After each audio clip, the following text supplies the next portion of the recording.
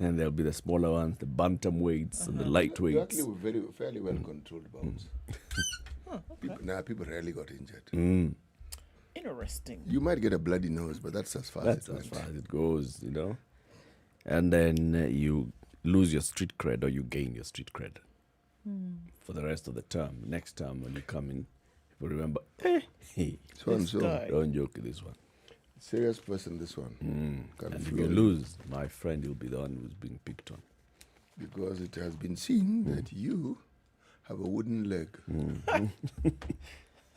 But then there are those that are even written about in the Bible. Happy are the peacemakers. Yeah, For they shall be called. So you're the one who's, the peacemaker. You're the one who's like the referee. Not necessarily peacemaker. You're the one who's like, okay, so you guys, why don't you just sort this thing out? Huh? There's a bout promoter. There's Rodney King. And they were Rodney Kings, actually. And usually, there are people who had never been known to fight anyone. But when it comes to mouth, They had it. and simply hyping the situation. Hyping it. Yes.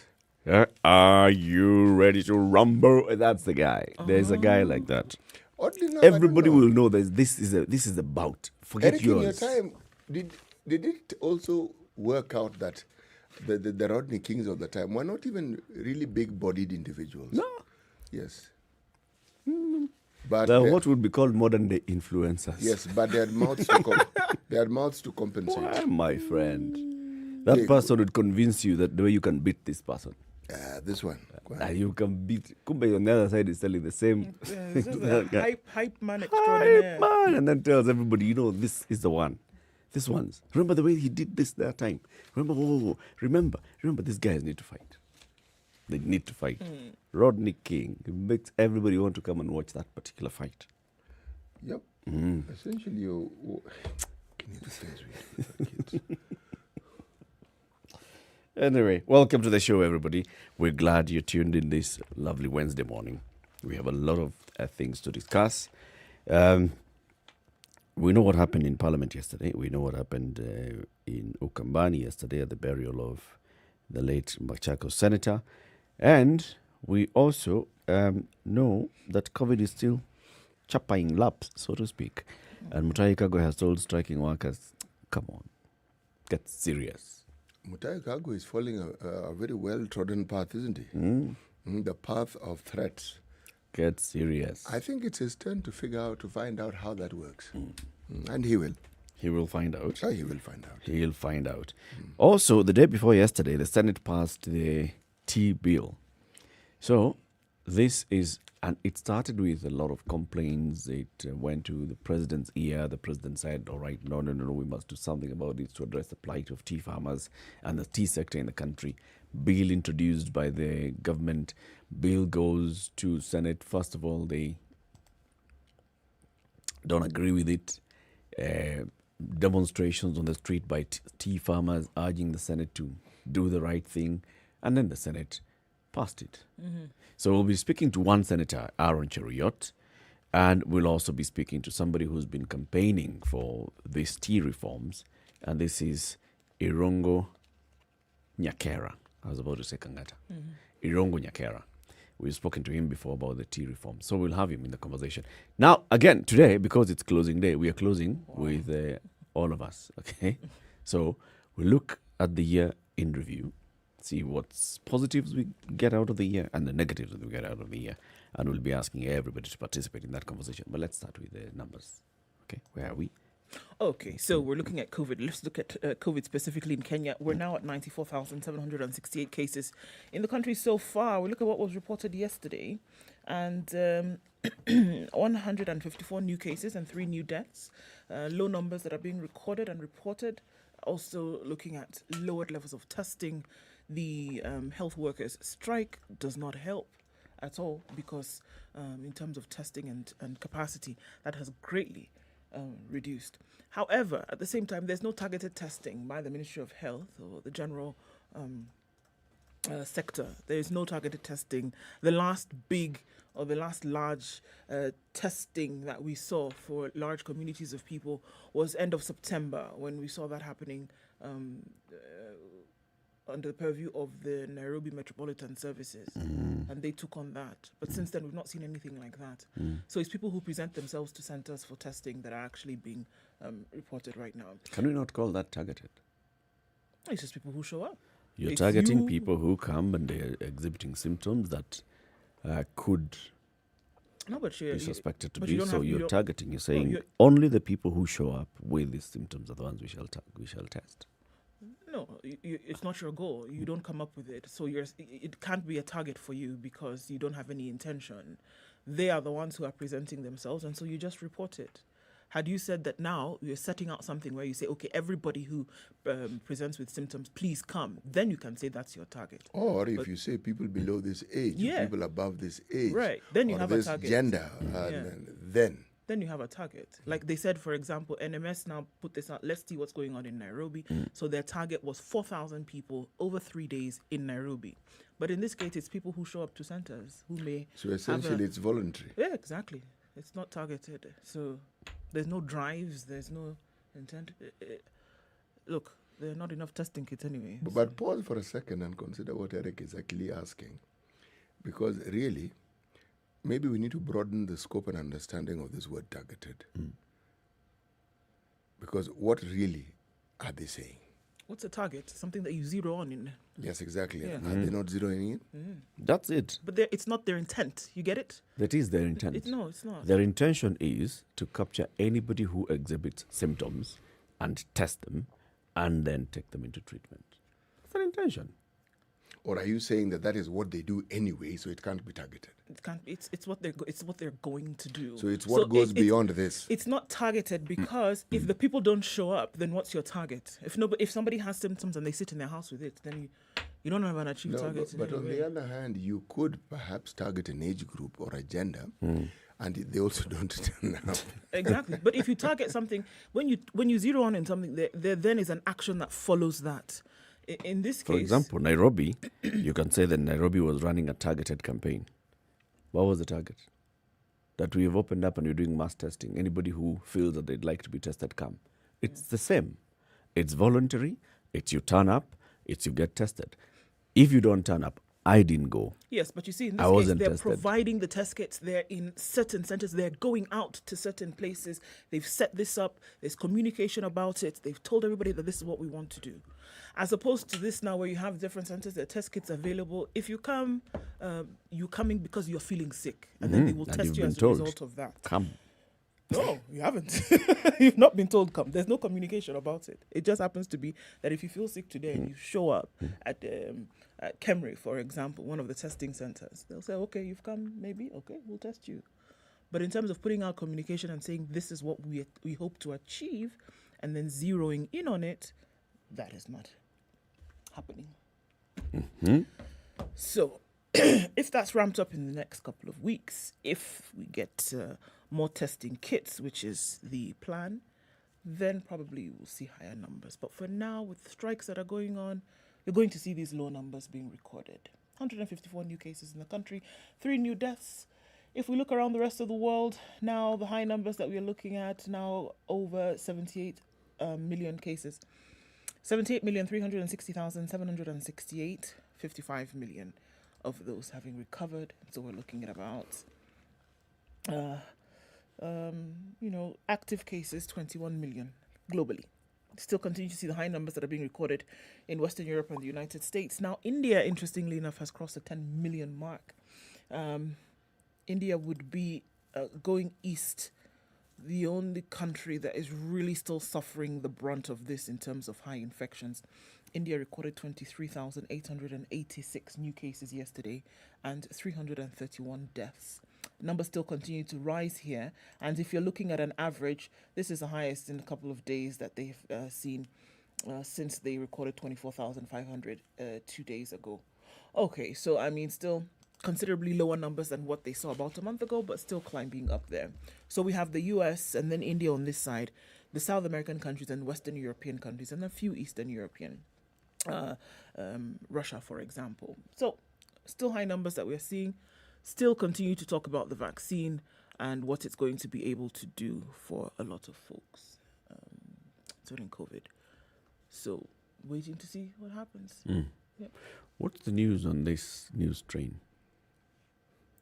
Still is that more people having been infected, now looking at Italy and the numbers rising, and them saying that literally hundreds of people then presenting with a strain that seems to develop much faster than the first one that they've seen. So those are the two countries that are now bearing the brunt of this, Italy and the United Kingdom. But it's a developing situation, it's still really. developing, yeah. Because you see, the reason that had been given, say, for instance, by France, with regards to allowing people from the UK or allowing people to go to the UK, it's appearing more and more that was more of a political move than it was a health one. Because now, I think after intense negotiations, as is reported by the BBC, the channel is opening up, but specifically people who have a certificate that shows that they've tested negative. But it doesn't. What is of interest is the thousands of lorries that suddenly came to a halt and could not move, and the process that they're now going to have to deal with it in order to make clear them. Yes. So are they also insisting that the crew of those lorries must test? Yes, they are insisting that the crew of the lorries must test. So that is going to prove, should we say, interesting? Okay. Some backlogs right there heading into Christmas. Well, keep it right here. We will be looking at the weather shortly and then looking at the headlines. Good morning from wherever you are. Wake up and smell the coffee. It's 6:15. Wherever you are, Spice FM KE, YouTube, Facebook and Twitter. If you're in the country, if you're abroad, let us know and we'll be saying Merry Christmas to you shortly.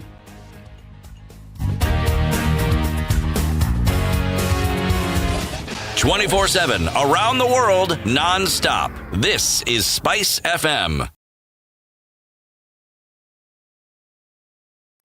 Hii Krisi tukiwapea mtawezana. Star Times brings you the FKF Premier League. Hii ligi ni yetu, twende nayo. You can also enjoy the Europa League, La Liga and FA Cup. To enjoy, simply get a satellite dish for only 2,699 shillings and aerial decoder for only 1,499 shillings and watch the FKF Premier League live and in HD exclusively on BTV channel 172 and 463. Recharge for 2 months and get upgraded for 2 months or call 0719 077 000.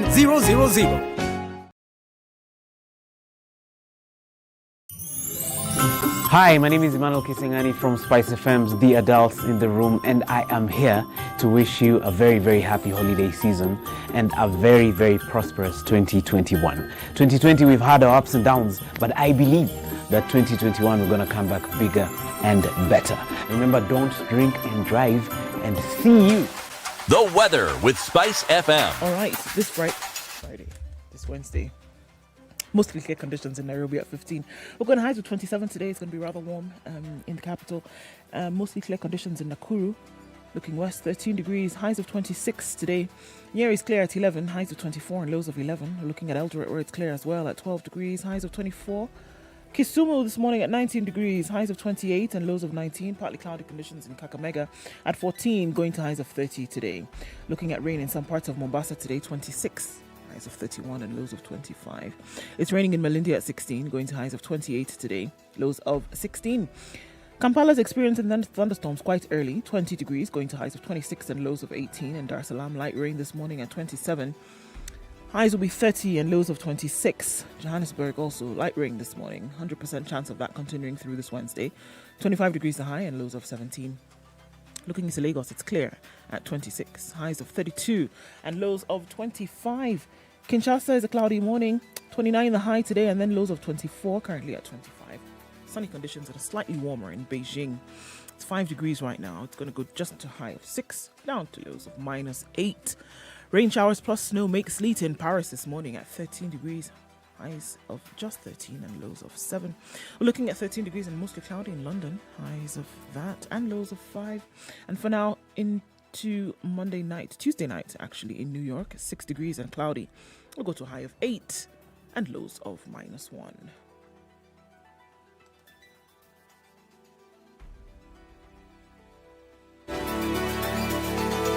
Spice FM. Spice up your life. Mature, intelligent talk every morning. Spice up yourself.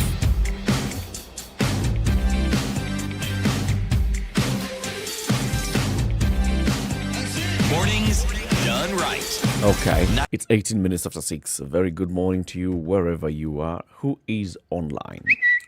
Jamai Nanjakululu is following. Jamali, rather, Nanjakululu is following, as is Felix Musunga wa Macha, tuned in from Machakos. Laban, good morning. And Enyata wa Nyabutunwa, guys are confusing me, is tuned in from Imara Daima, locked in this morning. Beta Ashley tuned in from Machakos. Shock on me, you guys are off. This is solo. Eric, tell me you're kidding. So have you told news to stop till next year? So always asking where There's you're no going. news. No more news. Nothing is happening. Waterman Jeffries tuned in from Minneapolis this morning. Cyprian Mora tuned in from Nakuru, traveling to Kisi County. And Harold Ayodo tuned in from Riat Hills in Kisumu. Awesome sunrise here, he says. That looks good this morning. Fantastic. Lovely. Stephen Otieno says, good morning. Don't forget to say hi to your number one fan. Good morning, Stephen. And his lovely wife, Amani Riombo. Okay. Dagi Oguta is tuned in this morning. And happy for the Situation Room, he says. Tuned in from Nyabola Nyakach. And says, Merry Christmas to everybody and a Happy New Year. Merry Christmas. Elbergen is tuned in this okay. morning All as right. well. This John is from Elbergen. John from Elbergen is Yeah. tuned. What is Mila Naman saying? Oh, good morning, people. This is Miller Neyman. Mashati City Muga looks super. Rodney King, Eric Latif, back there looking fresh. Hey, Ndoko, please change your weather plug. For the last 1 week, he's been telling you it's raining in Kisumu in the morning, yet we have not seen a drop. Depends on where you are in Kisumu. Okay. It depends on where you are. Is this side of the Nini? Yeah, it could be raining this side of Mombasa Road. Across On the road, it's Riat not Hills. raining. It My has been known friend. to happen. This rain can be selective to a point that is puzzling. Yeah. It's not true. It can be raining over a household, literally. You can be going this way, Mombasa Road. And it's the not neighbor raining. is staring and wondering how it is that rain is not raining. It's not falling on them. No. So, Kisumu is big, man. funny rain this. Yeah. But it happens. And then Kisumu also. There's Kisumu town, then it's Kisumu County. Voila. So it's possible. Very possible. Okay. So let's look at today's proverb, CT. Right. Today's proverb is actually a very simple one. The bitter heart eats its owner. The bitter heart eats its owner. Yes. Mm-hmm. C'est vrai, mon frère. It's true. Did you hear that one? C'est vraiment vrai. That one sounds like, yes. That's like the translation, eh? The translation is Yeah, really c'est very vraiment good, vrai. that It's one. true. I'm not going to try and say That's it, it. but I think that's the heart of the matter, especially the fray bit. And the first part sounds bitter. C'est vrai. C'est vrai. Sounds like it's a bitter heart. Yep. So let's look at the headlines. Okay, so the Standard on the 23rd of December says what? Front page, desperate times. End of COVID-19 relief. We're seeing a lot of these from, the cash transactions, less than 1,000 shillings now to come back being charged, coming from the central bank. All things are happening, right? In what signals a bleak 2021. MPs, our friends, vote to reverse tax breaks aimed at cushioning Kenyans hit by the pandemic as the government rushes to increase revenue collection from public running on empty. So let's look at what the new tax measures are in brief. A government is in the red, whether we like it or not. Revenue shortfall at 186.3 billion following tax waivers. Job losses. 1.7 million Kenyans have lost their jobs since March, and the unemployment rate rises to 21% from 5% in June.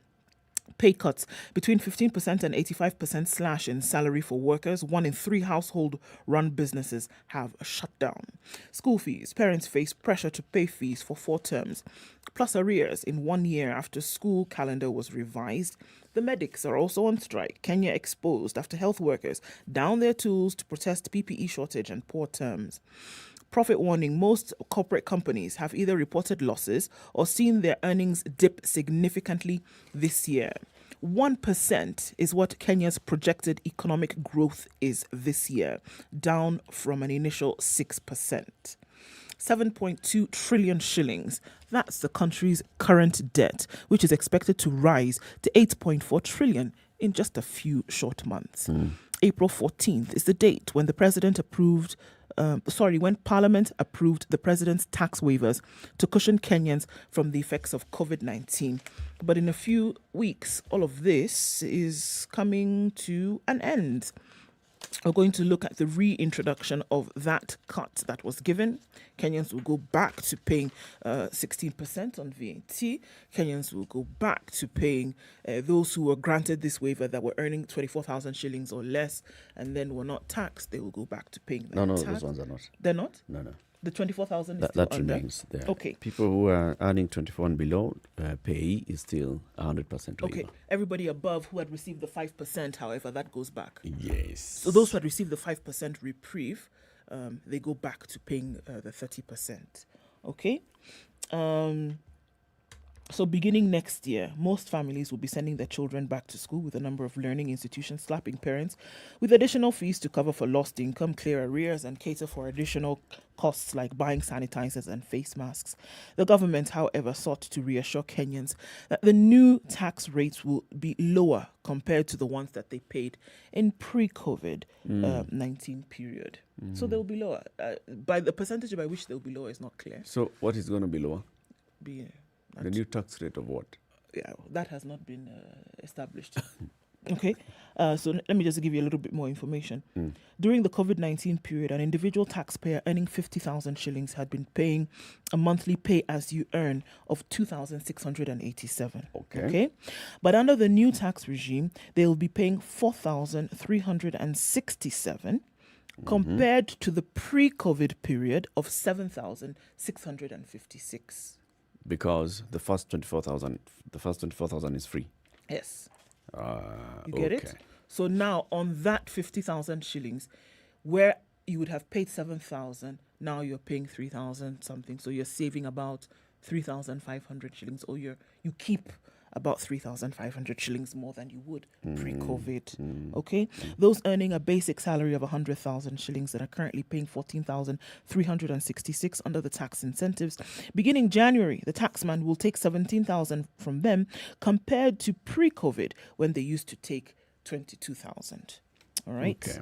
So members of parliament went to an important session just yesterday exclusively to discuss this and to allow the government now to revert to these taxes.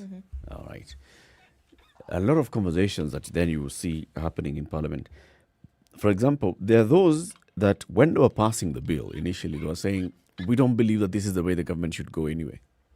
They are saying that if you reduce these taxes, you're not necessarily guaranteed that people are going to get the benefit of these taxes. And that argument is still there today. So now that VAT went down by 2 percentage points, did you feel the effect of VAT on the prices of commodities in the market? Did the price of goods go down? What did that do? Did that actually benefit the direct consumer, or did it only benefit the manufacturer? So the manufacturer is not paying 16%, but paying 14%. Since you've opened that door, let me walk through it. There were positive government initiatives that were intended to cushion the vulnerable and those whose incomes had been solely affected by COVID. Yep.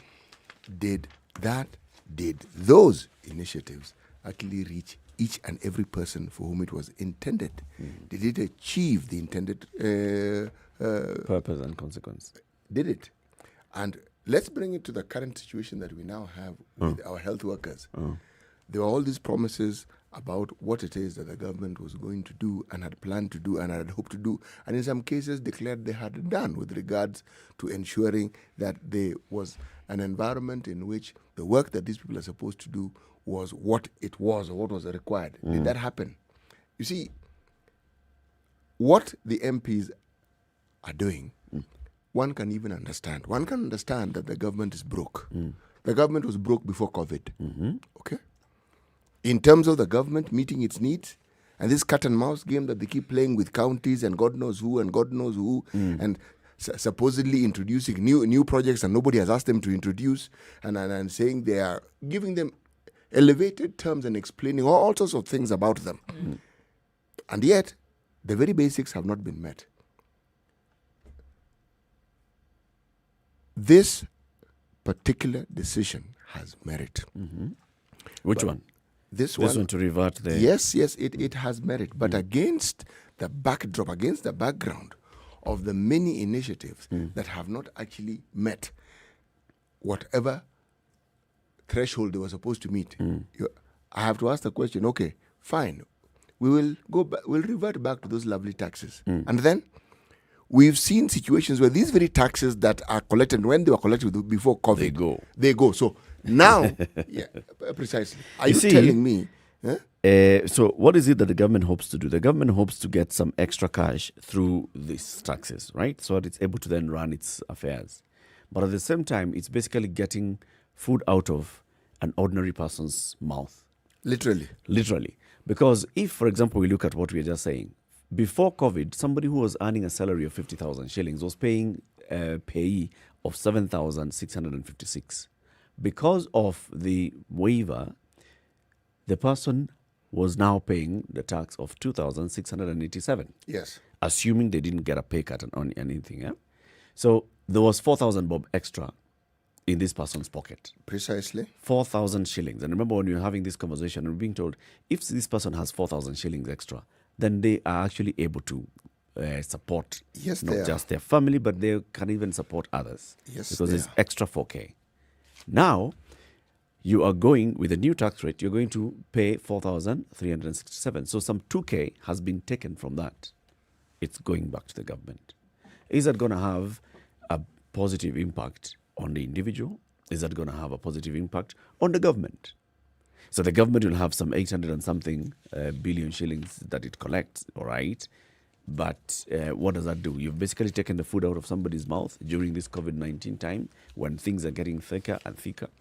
If you say that you've taken the price of commodities back to charging 16% VAT, those that had maybe reduced, I don't know when any that had the price of anything that had dropped because of VAT dropping. But those that had reduced and then they go back up to 16%, what does that do? There's a whole conversation about is the effects being felt by the government? Is the effect going to be felt by the individuals who pay this tax? I mean, what's the benefit, direct benefit? See, the pronouncement of the MPs, some of whom have been quoted with regards to this particular decision, what they are quoted as having said makes sense. That indeed, when taxes are collected, that the government has the wherewithal to ensure that the vulnerable and those in need are taken care of. The unfortunate thing is we haven't been, every time we see pronouncements of this sort and we see attempts being made by the government to actually do these things, something goes wrong, terribly wrong, and those who are supposed to benefit don't benefit as they should. There's a trickling of it, it happens for a while and then whoop, gone. And you cannot guarantee how it stays. Yes, so what are these guarantees that now with this decision that they're making, that what we've been accustomed to, or what we've been accustomed to seeing and witnessing will change? What is it? At least the government will have some money. It will now be able to. Remember, these people we were talking about who earn 50,000 shillings, who earn 24,000 shillings, there are some who, many of them, work for the government. Actually, a majority of the contributors to the government is the largest employer in the country. So the government now will have money and will be able to pay them the salary. Without this, the government is basically running on empty. So it needed to raise money so that it can pay salaries. It needed to raise money so that then it can also support those projects like Kazi Mtaani or Inua Jamii or my argument, programs. As you notice, Eric, has not been that this thing doesn't have merit. It does. It does. My query is, what is going to change? Because in the past, we have done our bit and contributed. The government hasn't done its bit in ensuring that this money, this partnership that we have, that they don't meet their end. We meet our end. It's the safeguards that you're looking for. What is it that we are being told will be done to ensure that these wonderful things they're saying actually get done? That really is my beef. Is the beef. Yes. Let's take a break at this point, 28 minutes to 7. This is Kenya's biggest conversation. Bar says desperate times call for desperate measures. Indeed.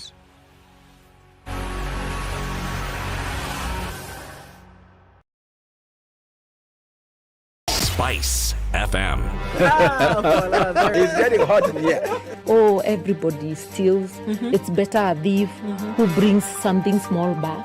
And I say to myself, there's no better thief. A thief is a thief, period.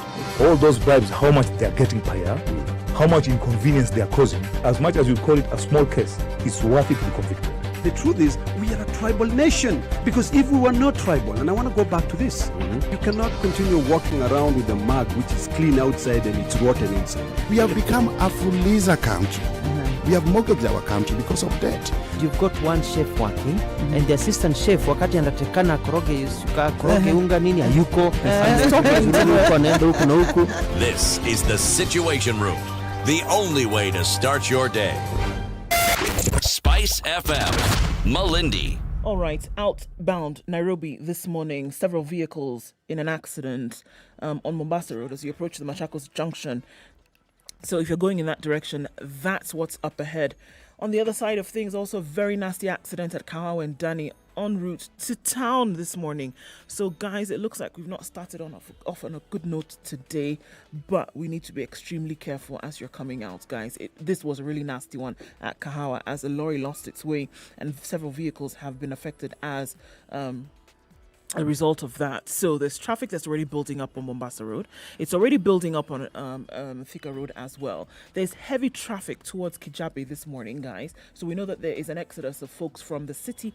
So realize that outbound, out of the city today, it's building up. Coming into the city is not too bad. Coming from Langat Road looks pretty good as it does from Gong Road. Juja Road also not so bad right now. We're looking also at Jogo Road as you try to get into the CBD, connecting then with industrial area or then out towards the City Stadium roundabout. It's moving. It's not too slow, but it's not bumper to bumper. Kiambu Road is just about to get bumper to bumper, but we'll have a look at that in a while and see how that may change. So if you're already out, you should be in good stead. If you haven't, might want to wait it out a bit before you do leave. Let's take a look at how things progress. But one thing, be careful. Spice FMKE on Twitter.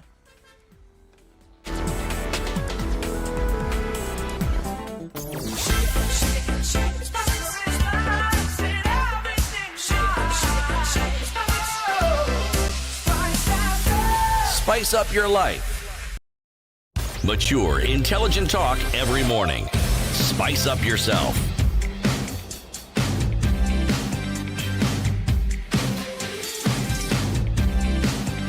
Mornings done right. 24 minutes to 7. 94.4. Go back to work or else. That is the CS for Health, Mutahi Kagwe, to the striking medical workers. He's basically telling them, you guys, you've got to be serious, okay? What you're trying to do and what this thing of going to on strike at this point, it is sad that a sick child is left to die in a hospital because someone did not get a promotion. The minister, unfortunately, is trivializing this situation. You can't trivialize things like that. He says all the demands by health workers have been met. That's a lie. And also, you're not the only ones experiencing hard times. Okay? There are a number of things here that he says. He yesterday played hardball with the striking doctors, clinical officers, and nurses.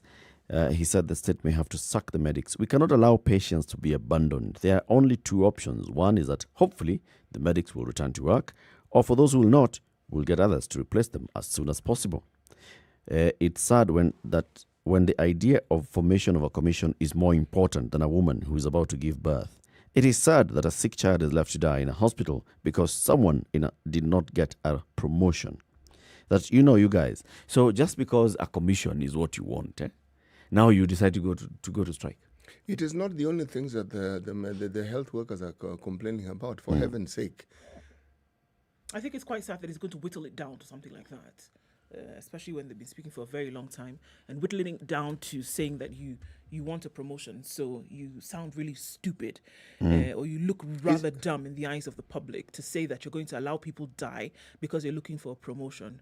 Unfortunately, he whittles it down like that. It actually looks very bad. I mean, are we going to compare ourselves, and are we going to say that we understand the cost of life more than the health workers do? How often do we come across the sort of situation that health workers come across on a daily basis? This is what they do. And suddenly, the CES for health seems to understand the situation more than the people who, as we say correctly, are at the front line, for heaven's sake. This is a discussion that has been taking place long before when Mutahi Kagwe became CES for health. Yeah. Okay? This is a path that other people before him have followed with disastrous consequences. Look, the need to face these situations truthfully and honestly is with us, and an opportunity here is being lost. Some honest talk is necessary. We've heard from the health workers themselves. A meeting is called, and they send the most junior people who know very well they can't make a decision to those meetings. That is not good faith. Nope. What is it about the people who we have trusted with our lives in this country? What is it about just facing the truth? And just being honest. Honest, Because now nothing more. What you're doing now, essentially, by telling Kenyans this, is that you're emotionally blackmailing them to make them think that the health workers, doctors, clinical officers, nurses are actually doing something untoward that they could actually avoid. No, they're contributing. And you're saying that they have a responsibility to provide healthcare. You have a responsibility as government to make sure that the environment in which they are working is conducive. They've said very many times what they're willing to do. They're willing to take half. They're willing to just they're willing to just be protected when it comes to equipment, and then they can discuss things like allowances later. They're willing to do that. But you don't want to talk to them. Yeah, and the CS is bringing it down to two things: the Health Services Commission, and therefore promotions and salaries. He ignores everything else. Maybe, do you think then that maybe the striking workers should remove all these other things from the table for now and say, here, give us PPEs. PPEs, insurance, allowance. Forget about promotion. We will talk about that. Increment of salary. Do you really think if the government offered the things you're mentioning, they would not go back? They would go back to work. This is what we're saying. They would go back to work. This is The what we're government saying. knows because they've And already they said know that they this. will want this. Yeah. They've been told not once, not twice. Yeah. Look, the doctors even said, okay, we will pause this issue of striking on this particular date. We'll pause. Let's come and talk to and you. we'll listen to you. 2 weeks. Then you didn't show up. Precisely. And our parliament listened, pushed the matter up, stuck. Look, even if you don't have money, for heaven's sake, Just tell us. say, look, this is the situation we have. This is the thing. Can we prioritize and do this? Now, you see, what makes this situation worse is while the doctors are negotiating, you hear government workers, civil servants have received health insurance. Now, is that not a slap in the face? Yep. Followed by a kick in the butt? Yep. What are you telling these people? That they shouldn't complain? You know, this attitude really went south a long time ago. When the doctors were actually speaking to us the day before yesterday on Monday, and they said the problem lies right there at Afya House. Now I can see it. Yeah. Because clearly when Mutahi Kagwe comes out and says this, and he was flanked by the chair of the what is this committee of the Council of Governors that deals with workers' welfare, right? This is Kisi's James Ongwai. They were together and they were talking. This is what they were saying. Healthcare workers. Kakamega and Busia have started recruiting other healthcare workers. To put them in the same dangerous position. Yep, to replace them because, well, they are not coming. Kirinyaga, for example, is boasting because a spot check by the Nation in Kirinyaga at Kerogoya, Kembembe and Kianyaga hospitals established that doctors, nurses and clinical officers were on duty. And Governor Anne Waiguru says, we learned many lessons from the 2019 strike and we put measures in place to deter any future recurrence. It's not that they resolved issues with the doctors. This now tells you there are other workers who have probably have been employed on small short-term contracts on very tight leashes, and they've been told, you dare go on strike. You know, this attitude is really wrong. It's really off. And someone like Mutahi Kagwe, a man who understands, who's lived in the world of communication, understands this thing better than people who preceded him in this. I mean, there are people who, when they walk straight into the lines, you can understand and say, okay, this particular person doesn't have this background. Experience. Yeah, so with the, you know, even when they utter the unutterables, we understand. But not Mutahi Kagwe. Surely. But you know what this sentiment does? What this expression does? Do you know what it does now? Whereby you would think that you would scare these folks to come back to work. If anything, you've cemented their position. Yep. You've said that if you don't come back to work, we'll fire you. Now they say, oh, okay. Okay, go That's ahead. what you want to do? You know, during the previous Go ahead. strike, while the government was crowing and making all the noises that they were making, do you really think that even in the private sector, there is no room for people who are trained health workers? To be mopped up. There is room. Yeah. It's not that they can't find work to do somewhere else. They will. But this is truly unfortunate. It's very sad that this is how you see that Kenyans are being treated. What This is the Ruben Kigame sentiment. told us, by the way, is about time we started thinking seriously about it. Mm-hmm. He said all of us need to then show the government that no. We're in solidarity with the doctors. This is about our health. Okay? These doctors that we're talking about, there's a doctor here who says that his own mother is sick and they've had to transfer the mother to a private hospital to pay a lot of money. Actually, not a doctor, but a Kenya Union of Nurses Mombasa branch secretary, Peter Marocco, said, my own mother is sick. I've been forced to transfer her to a private hospital due to the strike, but we will not go back to work until our grievances are addressed. The county called us for a meeting and we'll go because it's a labor dispute. But until we get our issues sorted, we are not going back to work. If all of us as a country basically told the government, listen, you're being nonsensical. You know what the government is inviting, and they're inviting it very forcibly and very loudly, is the health workers to be supported by other unions. Yep. Mm-hmm. And you'll find They're that asking will for come. it. Yeah. Yep. And they will get it. This one, they've asked for this one really strongly and very loudly. They will get it. And then what do? It means the country will grind to a halt. Then what on earth are you going to do? Who will you start addressing? Yes, now because when this is something you can address quite easily. all unions. Suddenly decide, something, let's support our brothers. They have a point here. Because we're going to be facing the same situation It'll come to you at sooner or some later. point, So yes. what are they going to do? How are they going to address it? Threaten them. Imagine. So when Mutahi Kagwe says what did he say? Just scroll down there, John. It's sad that a sick child is left to die in a hospital because someone did not get a promotion. No, Mutahi Kagwe. It is sad that a sick child is left to die in a hospital because you do not want to talk to the doctors. And it is equally sad that you and the people you work with at Half Your House cannot seem to want to honestly address this issue and talk to these people like adults, like grown-ups who actually understand what the problems are. It is sad that a child has to die because you have not provided a conducive environment in which the health worker can come in and take care of that child. That is what is truly sad. And it is actually equally true that you and the ministry that you run are for the longest time taking Kenyans for a ride with long stories of what it is that they're doing which they never actually do. And so the health sector has been in peril for as long as we can remember. And it appears that with COVID and under your watch, it has gotten worse. Yes, C.S. Mutahi Kagwe, this is you like a deer in the headlights. You've been caught out. Do your job. Shape up or ship out if you can't do it. 87.9 Spice FM, Mombasa.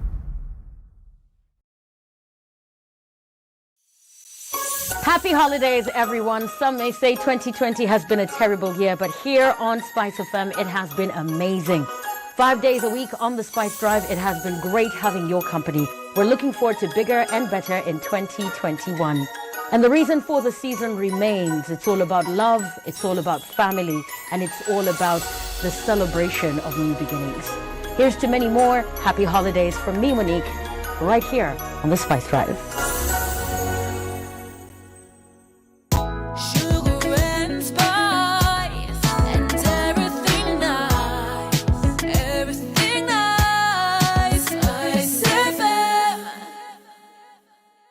Mature, intelligent talk every morning.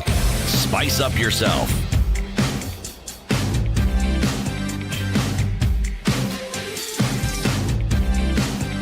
Mornings done right.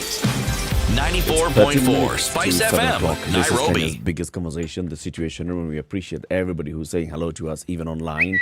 Kimani Muhoro in Nairobi, or is he in Kiambu? One of these two places, shuttling between one or the other, right? Yes. Good morning to you, Kimani.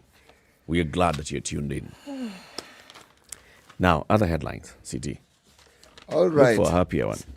I have actually found it this happy in the sense that it takes my mind from this morbid situation that we find ourselves in. Okay. But it's also tragic, but something that can be rectified. Africa's iconic bird species face extinction, experts warn. Which bird is this? All right. Birds that one could say belong to the eagle family. We are talking about the Marshall eagle, the Bateleur eagle, and you've all heard of this particular bird, all right? The secretary bird. It's facing extinction. They're facing extinction. That white, beautiful bird. Yes. They are facing extinction in the wild. But remember... Why? Because now people have moved to... They're no longer needing secretarial services. No. Digitalization of... No. It's this balance. Like it's this environmental balance that we really have to be careful with as to... Even as you expand human habitation, there is a need to ensure that the conservation of our environment includes an understanding that the other species that share this planet with us, and they have as much right as we do to occupy that particular space. Habitat loss is a big deal. Yes. Yeah.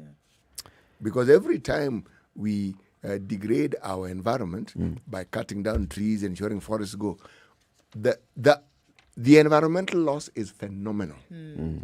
But it doesn't hit us, it doesn't occur to us. And so some of the things that were iconic and represented something beautiful about our environment also goes with this push that we actually have. In this case, this is when they're animals in the wild that should remain just so. But then when they're faced with, they go from endangered species to then on the possible extinction list. Then you want to see if there will be some kind of human intervention where they be taken out of the wild and then going to breeding programs and things like that. Then later they can be released while you work on the environment, if that's possible to be done. But in my neighborhood here, I don't know if it's the same secretary eagle that we keep seeing, but there's one that's usually, so there's one that we see. It could be one, or there could be a pair in the area.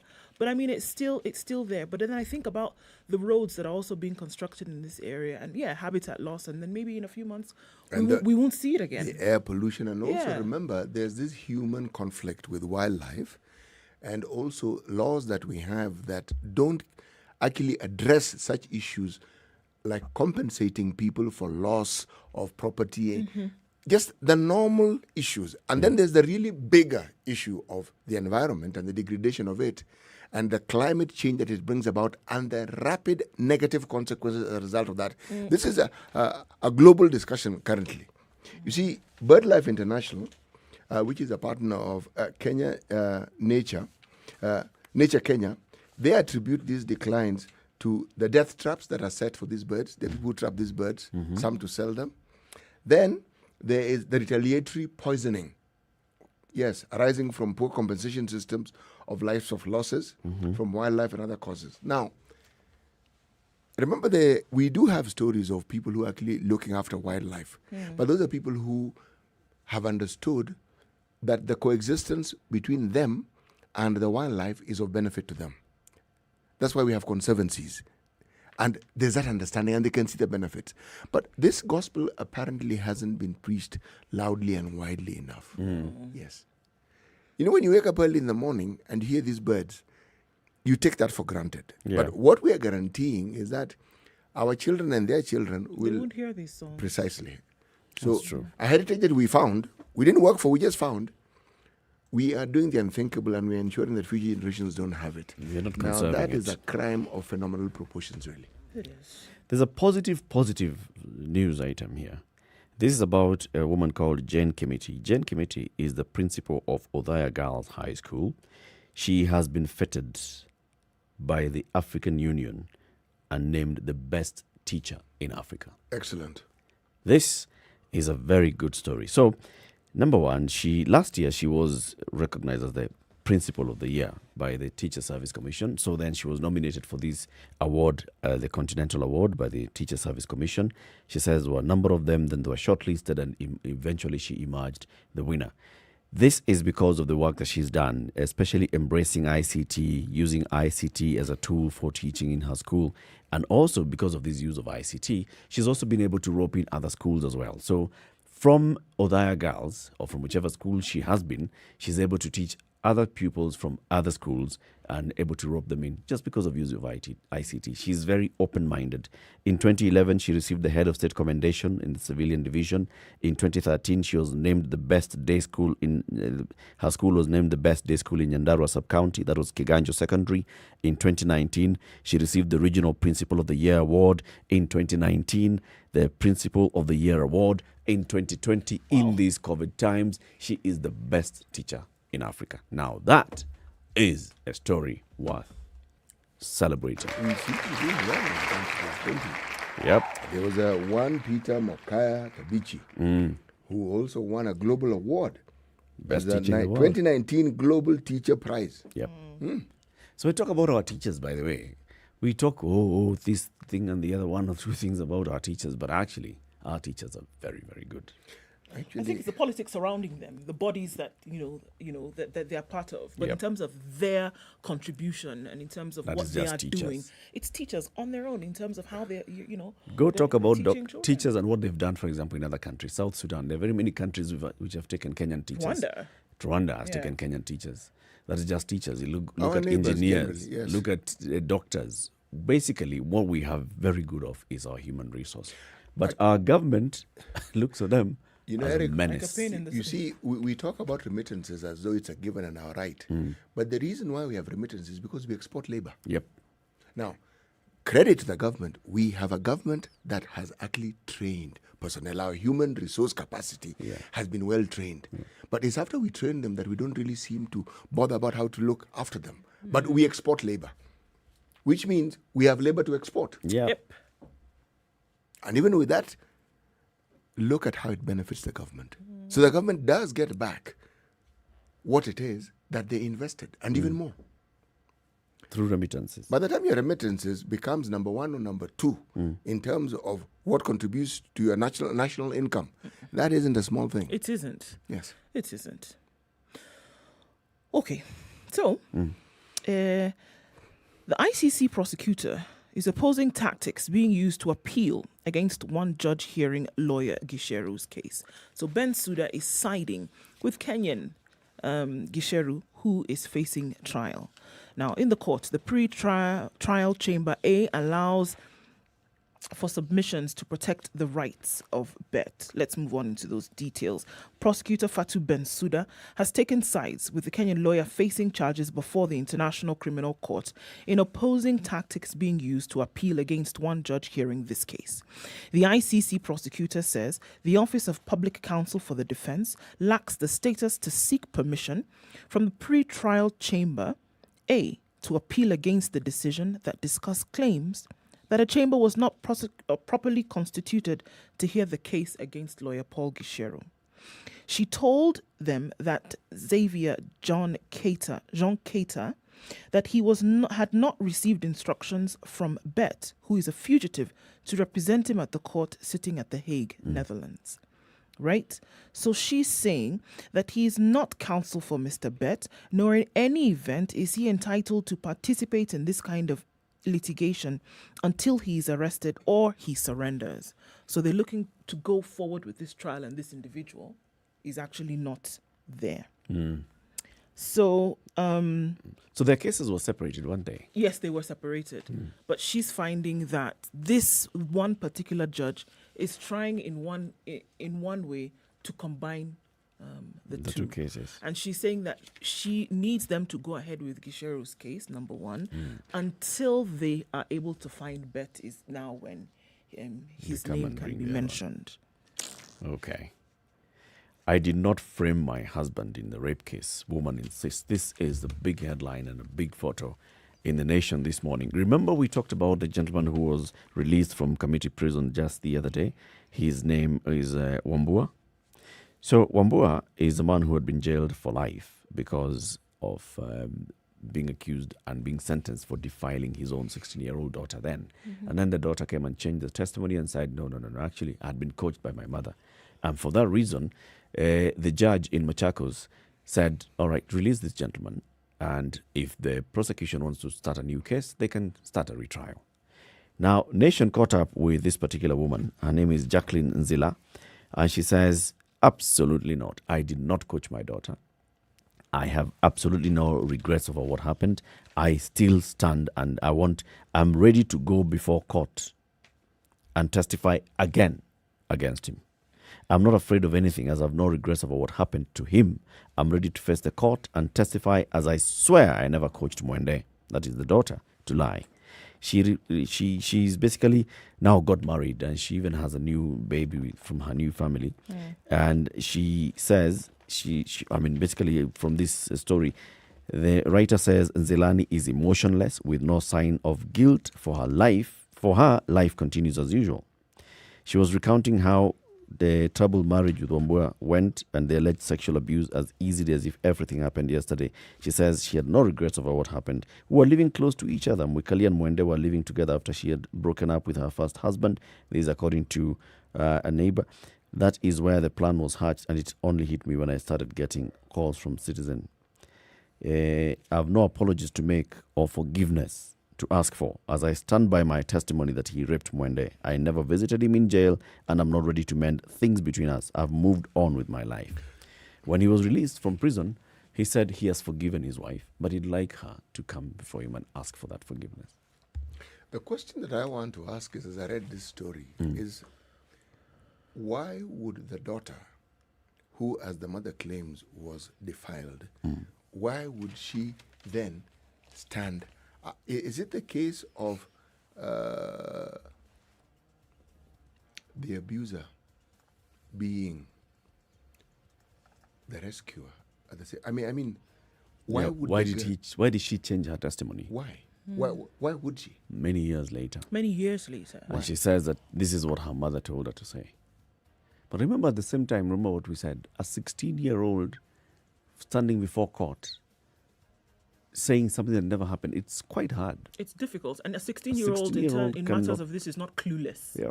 She knows exactly what she's saying. Compare that to an 8 or 7-year-old, for example. No. No. Anyway, let's move on. It's now 7 o'clock. This is Kenya's biggest conversation. Good morning.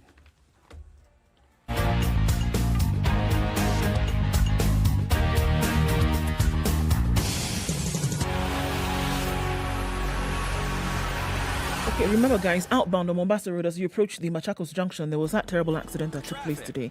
It's holding up traffic then as you're getting out into that direction. So please be careful as you approach that terrible accident. Also on Thika Road today, right around, just moving up ahead there at Kao and Dani. So please, again, be careful guys. In some cases, the roads are clear, but that doesn't mean that we need to go faster than we should. So please approach with caution.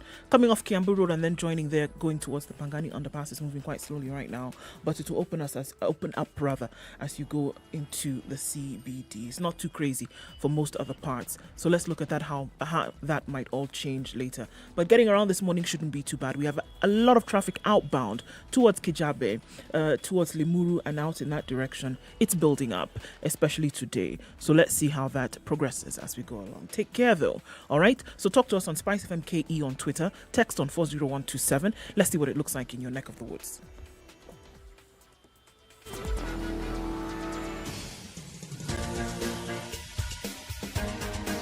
This is The Situation Room, the home of hard-hitting political commentary and penetrating insights about the state of the nation. This is a talk radio experience like no other. The Situation Room, a place for hard truths, debates, and elevated conversations. The Situation Room, witty, political, engaging, deep, controversial. In the room, we have C.T. Muga, researcher, academic, seasoned political observer, a fountain of wisdom in these politically uncertain times. Ndu Oko, Nigerian by birth, Kenyan by choice, communications expert, Pan-Africanist, a truth seeker and believer in people power, and Eric Latif, agent provocateur, the man in the chair, seasoned journalist, news hound, a man who believes in punching up, not down. This is The Situation Room, the only way to start your day. It's 2.5 minutes after 7 o'clock. Thank you very much for tuning in to The Situation Room. This is Kenya's biggest conversation on this 23rd day of December 2020. This is like our closing day. So from today, we're going to take a break, but we'll be playing back the best interviews and the best conversations that we've had the whole of this year, looking back into the year 2020 and how it has been. And then we'll come back just after 1 week or so. But as we begin our city, today's proverb. The bitter heart eats its owner. The bitter heart eats its owner. Yes. You, the person with the bitter heart, it'll eat you. Kamati ya roho chafu. Mm-hmm. It's going to eat your own self. Mm-hmm. You own it, it consumes you. Mm. Hey, okay. That's an interesting one. And then we said the French version of that is? C'est vrai? There's no French version. C'est vrai? What? I told you I'm not going to even attempt. But I caught that last word there. That one. It's and true. Continued, but it's true. Yes. It's a correct version. Yes. Yes. So the Senate the other day, on Monday, passed the T-bill. And this is following protracted discussions and conversations. At one point, we even had demonstrations on the streets of Nairobi by tea farmers. We even had, appeals by ODM leader Raila Odinga, who was saying, come on, guys, look at this way. The tea farmers in Kenya have really suffered. The tea sector in the country is not doing so well. This even comes from a point where the president, speaking in Mombasa early in the year, had said, we need to see reforms in this sector. We need to see things happening. And those in the lobby that have been pushing for reforms in the sector have been championing very many things, looking at how the sector is managed. That thing of whole management structure of the Kenya tea and then the tea factories at the bottom and how the tea factories then contribute to the leadership and how then they get paid. It's a whole convoluted conversation. And then the government now comes with what it says. These are the reforms that are going to change this sector. Some sectors and some sections of legislators and other opinion leaders say, no. You guys think that this is going to reform. This is going to add more problems. This is not going to reform. This is actually going to bring more chaos into the sector. Back and forth up to a point where now the Senate decided, let's go with this. It's okay, let's go with this. Did they do it shingo upande? Or did they do it because they actually saw that there are reforms that have been proposed in this that are going to benefit everybody in the value chain of tea? You see, the question that I actually wondered about, if you look at this, the value chain in the tea industry, okay, we have the farmer, everybody knows about the farmer. Then you have the tea factories, we understand that one. Then there are those in between. And then there's KTDA. Okay? That has morphed over the years. Began as this, turned out to be the other, and is now currently this. And KTDA has had its own issues. But then you have tea brokers. You have people who represent tea companies. Then there's the companies themselves. Now, what I have wondered, even as those who are on the other side of this particular discussion now, this divide, even as they've put forward their argument, I have not heard a convincing argument that actually tells me how it is that the farmer benefits as much as everybody else who's involved in this particular trade. Because really, in the absence of the farmer, everybody else would have no work to do. If these people don't produce their tea, what are you going to do? Exactly. So what is this thing? You have a warehouse. What are you going to warehouse in your warehouse? Okay. What are you going to sell? What is this thing that you likely end up doing? This tea discussion is an important one, and perhaps what the Senate has done is something that could be argued has been long overdue. Yes. And those who have issues with it should bring it up so that we can understand what their beef is and what their arguments are. Yes. I get a feeling that what has happened in this is the conversation akin to what we are being told about the BBI, akin to what happened in 2010. Yes, we understand that this has gains. We also understand that there are some shortcomings, but let's take the gains and then we'll deal with the 20% later.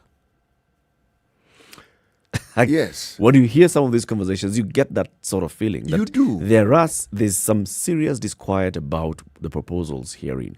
Are these objections being raised by the people who are benefiting from the status quo, or are they being raised by people who really look at it and they think that there's going to be benefit out of this? And even if those who benefit from the status quo, you see, the discussion zeroes down to something very simple. Does the farmer benefit as much as they should? The bottom line, right? Bottom line. Should be the most once we've had this discussion and gone around it several times, it's a question that must be answered. Yes. Let's bring in our guests this morning. We have two guests. One of them is the Kericho Senator Aaron Cheruiyot, and the other one is Irungu Nyakera. Irungu has spoken to us before about the push for tea sector reforms. Irungu is the chair of the tea sector lobby and is also the chair of the political parties liaison committee. Good morning, gentlemen. Good morning, Eric and the team. Good morning. Good morning. Good. Asante sana for joining us. So let's start with you, Senator. This conversation happened in the Senate, and this appeared to have been, getting to a point where senators at some point were not in agreement with one another on what way to go in terms of voting for this particular bill. Just take us through the thinking of various senators, including yourself, when it came now to the passage of this bill on Monday. Well, Eric, this is a journey that we began in 2018. I then moved a motion on the floor of the House for the House to create a select committee that will look into the challenges in the tea subsector in our republic. The House agreed with me. We formed a select committee of 9 members. We toured 14 counties and listened to tea farmers. We came back to Nairobi and listened to the rest of the players, the brokers, the transporters, the factory owners, tea managing agents, and basically everybody else on the food chain. Then we came up with the tea bill, which I sponsored, and we took us a bit of time because of this push and pull that you're talking about right now, where there appears to be conflicting schools of thoughts on what is the best thing to do for the sector. By mid-2019, we had concluded our work and we passed the bill as Senate Bill number 36 of 2018, and it was sent to the Assembly. That happened to be the time where we had the push and pull between bills concerning counties and money bills, all that discussion, if you do remember, between us and the National Assembly. So it was caught up in purgatory, so to speak, for some time. And there was all this discussion saying, oh no, Senate doesn't have the powers to do what you want to do. But somehow, over time, with a lot of work on the back room, the National Assembly came back to their senses and accepted that they will process the bill. So work on the bill began also around towards the end of 2019. And they did their first reading, public participation, and the rest of the things. But then you do recall that towards the beginning of this year, the president spoke on the need for reforms in the tea sector. And he tasked his cabinet secretary, C.S. Munya, to initiate the reforms. And therefore the minister came up with regulations, tea sector regulations, and he set up also a steering committee. Many of those in the tea subsector, a good number, those that have been benefiting from many of the things that happen there that are not right, obviously will not be happy with this move. So they went to court and they stopped the implementation of the regulations. They also stopped the task force from commencing its work. At that time, there wasn't much controversy with the tea bill. Because basically what the bill was doing was, number one, in 2012, Parliament passed a law that amalgamated all crops under the leadership of a body called AFA. And that is one of the gravest mistakes that we made at that particular time. Because you see, you're combining crops that are doing well with some that are in their graveyards. Number two, you're imagining that you can get a board of people that understand the whole crop subsector in the country. They understand about tea, they understand about sugar, they understand about coffee, pyrethrum, name it all. And when they sit down, they can generate a policy framework of how to revive the sector. That's not possible. Every sector is very unique with its own challenges and expertise, and therefore requires their own standalone board that will address many of the emerging issues. So basically, one of the things that the bill is doing is to get tea away from AFA and create the Tea Board of Kenya and give it regulatory powers as such that it will regulate everyone in the tea sector, because it was clear from our discussion that everyone was being allowed to run around and do whatever they will with the gains of the farmer. The brokers in Mombasa, they deduct as much as they want. The guys in the warehouse, they deduct their portion. The managing agents, the factory managing agents, they deduct. The transporters. Then finally, by the time whatever had been realized gets to the farmer, everybody has had the budget. Very little is left for the farmer who has toiled so hard about it. So we realized these are the signs of a sector that doesn't have a good regulator. And that is why we proposed that Tea Board of Kenya should have good regulatory powers and the rest. So basically, by and large, that was majorly what was in the bill, alongside other reorganizations and Tea Research Institute as well, which we realized that having been also put together under the same structure such as AFA, but with the rest of the agriculture subsector research institutes, it was suffering. We went to Kericho, where the Tea Research Institute is headquartered, and they told us for the last 6 years, the only thing they've received is salaries. They haven't conducted any research. They haven't bought anything, not even a pen. Why was that? Because, once you're amalgamated together with the rest of all these other crops, it depends on where the interest is. There has always been this clamor about sugar, about all these other sectors. So people imagine that since you guys are doing well, please hold on for a while. Yeah. Let us sort the guys who are in more dire situation. But the mistake that brought is that they are not able to generate new clones of tea that will respond and give the farmer better yield. Most of our small scale holders, the tea plants they use are tea bushes that were planted by their grandfathers mostly. These are clones of the 50s and the 60s. Yet research has given better clone. If you go to the multinational estates, for those of us that come from Kericho, every 10 to 20 years, they completely clear off the bush and plant a new one. And in between, by 3 years maximum, they are already harvesting from that crop and better yield. So there is a science to it that our farmers don't get to benefit from because of how Tea Research Institute had been managed. So we also took it back and created the mechanisms of how to fund it. But then, remember, don't lose the fact that I told you regulations were running into trouble with the rest of governors and everyone. So basically, there was a discussion. It was agreed that since the bill is progressing and the grounds upon which the regulations and the committee was being contested was that there hasn't been sufficient public participation. So the government then made a decision and said, okay, we could pick a good number of what we considered are very critical issues to be addressed by the regulations and include them into the bill. How people react to it, then it becomes law. So basically, that is what happened. Ministry of Agriculture came and did a presentation before the Agriculture Committee of the National Assembly. And they added so many of the regulations that they had proposed in the earlier regulation that had been controversially taken to court, rejected by Senate. It was running into a lot of headwinds. And that was it. The National Assembly agreed with many of them.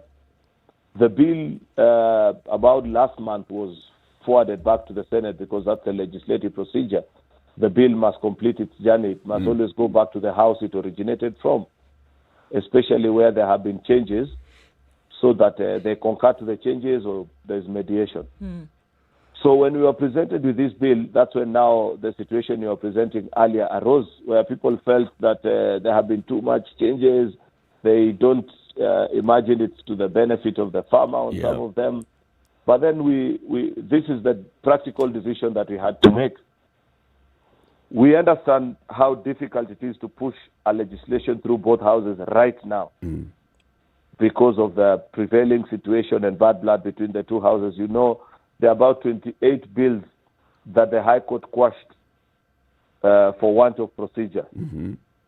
And therefore, if we had tried to tinker with the T-bill and say, oh, we don't agree with what you guys have done here, and then you begin the whole mediation process, again, we would have lost many of those gains. But the bill that came back to the Senate, was it very different from the bill that had been proposed, that you had proposed initially? Yes, Were there fundamental differences? Not fundamental differences. It was additional. The thinking and the structure of the bill still remained as had been proposed by the Senate. Move tea from AFA to have a standalone board of its own, Tea Research Institute. The only other major thing that they did is that now they created a tea stabilization fund, which is something as Senate we wouldn't have done, because had we done that, then clearly the bill will have gone afoul of Article 110 of our Constitution, which is, it would have become a money bill, if you understand that particular issue and the debate about it. So they created this particular fund, which means that's the fund which over time government needs to continue to fund and give the resources to be able to carry out marketing, because one of the challenges that we have is that while we have internal structures within the country, we haven't looked also for new markets for our tea. We are relying on the traditional markets of Pakistan, Iran, Britain, America, and you've left Egypt. And Egypt, actually, you know, and the consumption of black tea, which is largely what we produce, about 80% of our tea, is not growing. The demand is not growing globally. There's a question I'd like to ask. If I look at the tea sector and everything that goes with it, and we look at the production of tea in this country, what percentage of our tea is actually produced by the small-scale farmer? It's about 60%. So what you're saying is that 65%. All right. And who do they rely on for support? The government themselves, the big tea companies. Who actually do they rely on for the support? There is very little government support. They rely on the managing agents, like KTDA is the largest, and the multinationals, and then the private factory owners. There are three people actually that they sell their tea to. Largely, about 60% of it goes to KTDA. About another 20% goes to the multinationals. That's the James Finlay's, the Unilevers. I forget the names of the others. Brook Bond is now Unilever. Brook Bond is now Unilever. Yeah, George Williamson, you know. Yes. Yeah.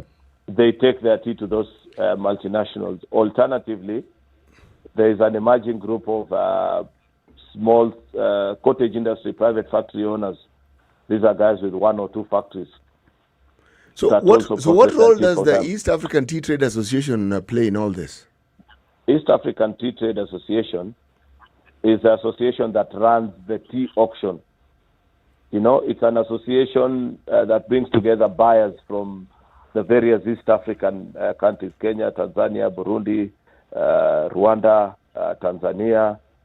There's one other that I'm forgetting, where they all bring their tea to this auction, and then the various buyers compete to buy our tea, and they sell it. That there is a problem also therein, because we sell our tea as a raw product, and that's a challenge. Of course, it has little to do with us and a lot to do with global trade and, you know, the bulldozing that the big power players of the world actually do with this regard. Because if we were to process our tea to completion and package it, and you're expecting that they'll go and put it in Tesla or, you know, Walmart, they will never do it.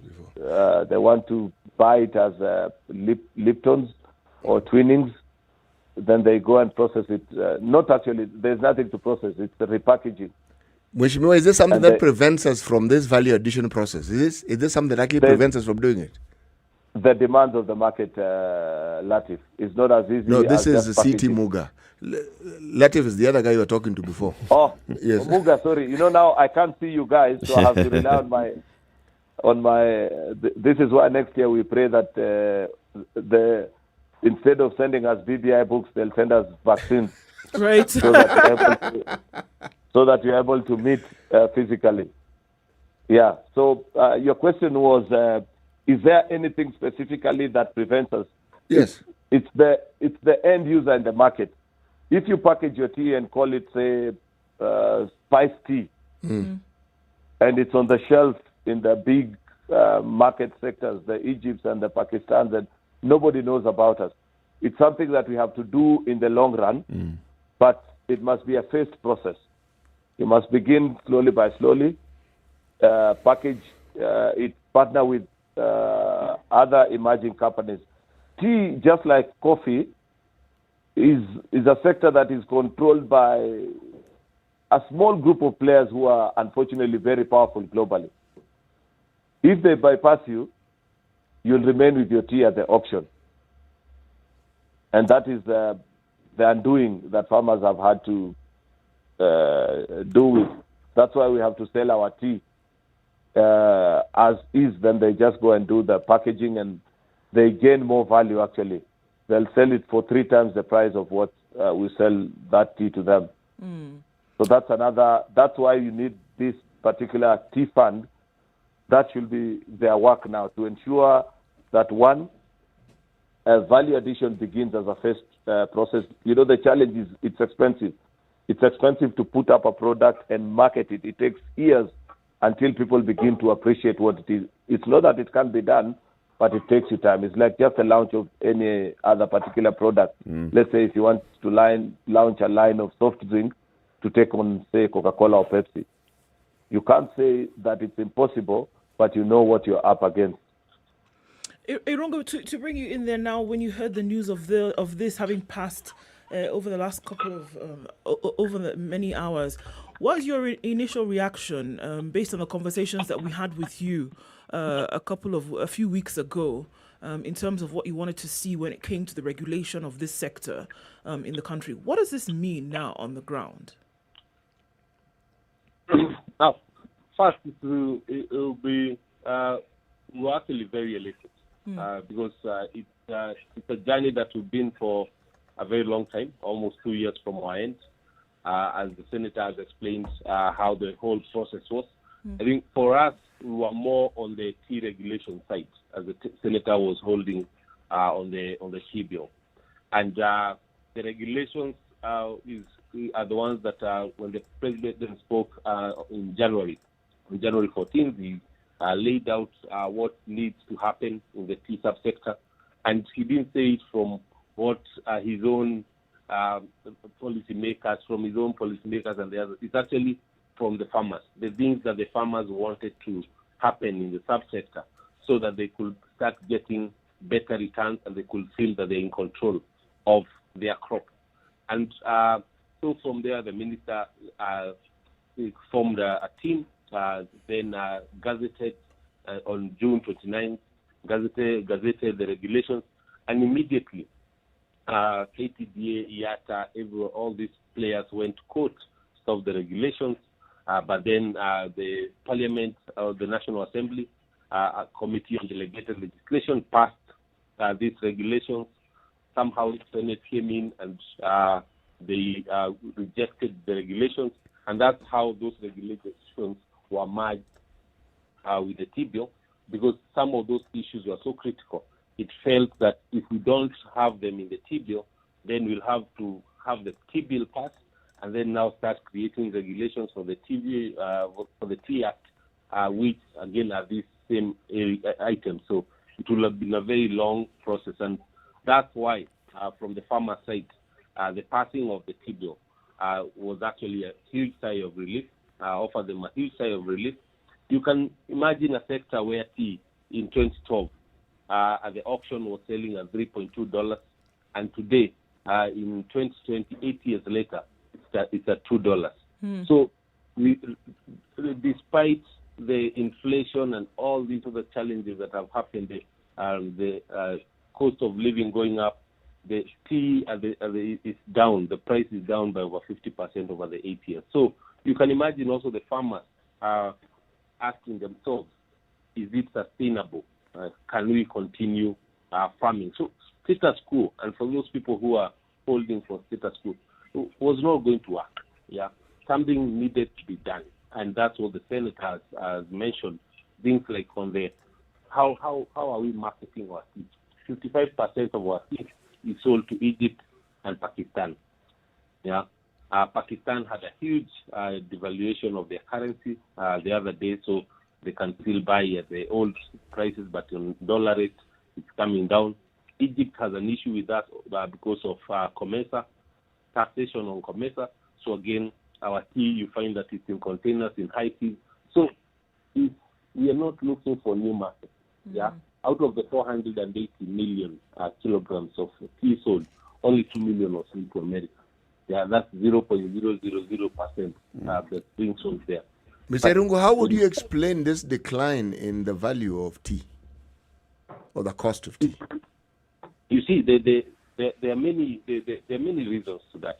One is, as I'm saying, the aspect of tea research that the senator spoke on. That as soon as all these changes came and tea research was taken to Calro, there was no funding, so there is no research on the quality of our tea, on how to improve that quality, on how to improve output and all that. Secondly, the marketing. We are not looking for new markets. So we are going to the same traditional markets. I was giving an example. Is you have this cow that produces 10 liters of milk, and you have a hotel that you sell this milk to.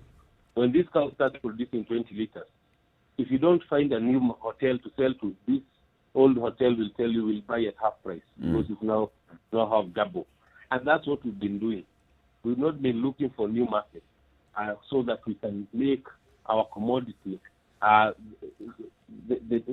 the demand and supply.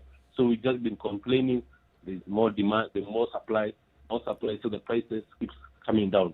Thirdly, and this is what has been addressed by the TBO, is the issue of manipulation at the auction, because about 20% of the tea is sold through direct sales, and the other 80% is, of course, at the auction. But I know of a case of a certain broker last year who sold about 19 billion in the auction of the tea. And they were in cahoots at some point with KTDA so that they can depress those market prices, because the prices at the auctions are the ones that are used to sell the direct sales. So the lower the prices in the auction, the lower the prices for the direct sales. And these direct sales, you can imagine, these are people who they know each other. So the lower it is, the better for them. They know how they deal after that. So those are the things that have led to this tea bill pushing and outlawing direct sales and having that all these sales will go through auction. Of course, there are people who are complaining, and people, your multilaterals, your private factories, and all the others are complaining that they shouldn't be forced to sell through the auction. But Sri Lanka and Rwanda, all those sell 100% through auction. So we are not the first country to do that. Let's take a break. Let's take a break at this point, and then we come back and continue this conversation. We're having a conversation about tea and tea sector reforms in the country. Speaking with us this morning is Senator Aaron Cheruiyot, the Senator for Kericho County tea growing area, and Irungu Kangata from Murang'a, another tea growing area. But also, did I say? What did I say? Hiya, Irungu Nyakera. Sorry, I'm a sincere apology. And I said I'm going to make this mistake. Irungu, ask this man to give you an apology. Pole sana. Irungu Nyakera from Murang'a, though. That I got right, I'm sure. From Murang'a. He's the chair of the tea sector lobby. Having a conversation on that. Let's take a break. We'll be back. It's now 7:30.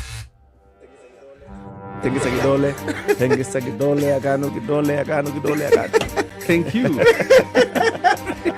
political class, the contestants, everybody is trying to outsteal the other. Remorse is not taught in any school.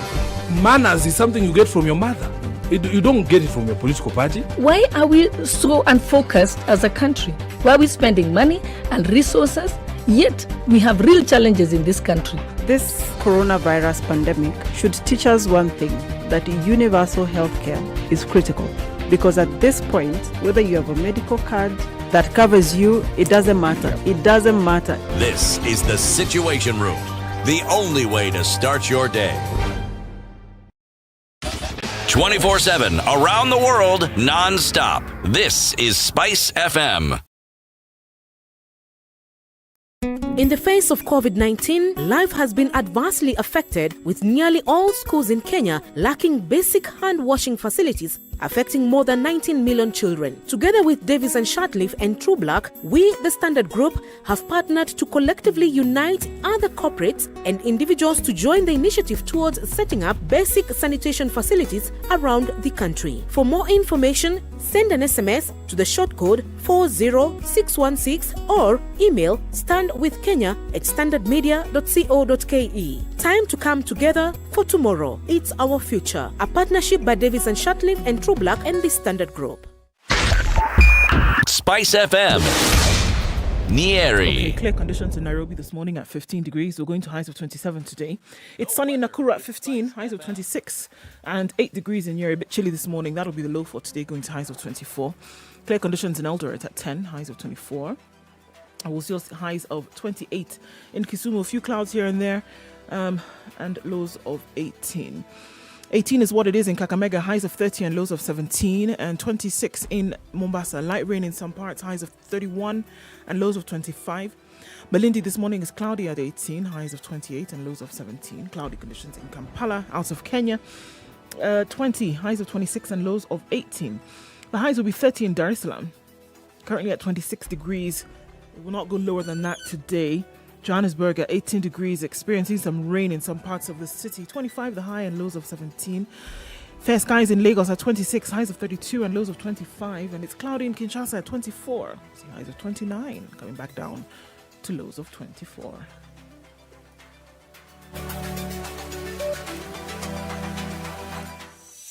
Happy holidays, everyone. Some may say 2020 has been a terrible year, but here on Spice FM, it has been amazing. 5 days a week on the Spice Drive. It has been great having your company.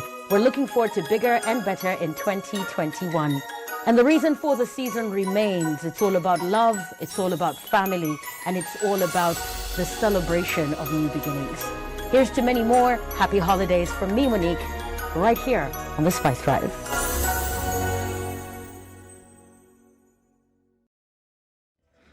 Okay. The accident was bad on Thika Road this morning. Trying to get into the CBD is going to take folks a lot longer because that has really cramped up. Looking at the southern bypass, outbound, avoid this if you can. People have chosen to use this route to get out of the city. Gitaru outbound, avoid it if you can because it is bumper to bumper all through. Going that way and then coming out on Langata Road, that will be fine for you as you try to get into the CBD. Thika Road is still a mess this morning, and bumper-to-bumper situation also because of that. However, past that, all the way to the CBD is absolutely clear. No problems whatsoever. Mombasa Road outbound is a problem. Towards the city is clear, not too much of an issue. So pockets here and there, but otherwise traffic is not too bad this morning. Spice of MKE on Twitter. That's how you can reach us or text us on 40127.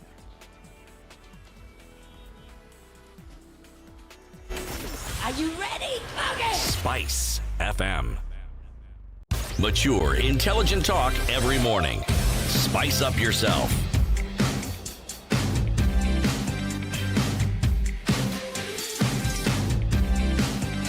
Mornings done right. 94.4 Spice FM. It's Nairobi. 24 minutes to 8 o'clock. The conversation continues. We're talking about T-sector reforms. And joining us on the line this morning is Kericho Senator Aaron Cheruiyot and Irungu Nyakera, chair of the T-sector lobby. Aaron, there's a message that's coming from you from a social media from Collins Korir. It says, Salimia, my senator, Elias Kiptoyot. Good. Mwambie nimesalimika. Thank you. All right. Mr. Irungu, there's something I'd like to ask. Even as you talked about the depressing, the depressed price, not depressing, it's depressing for the farmer, yes, of our tea. Have we taken into consideration the competition for our tea?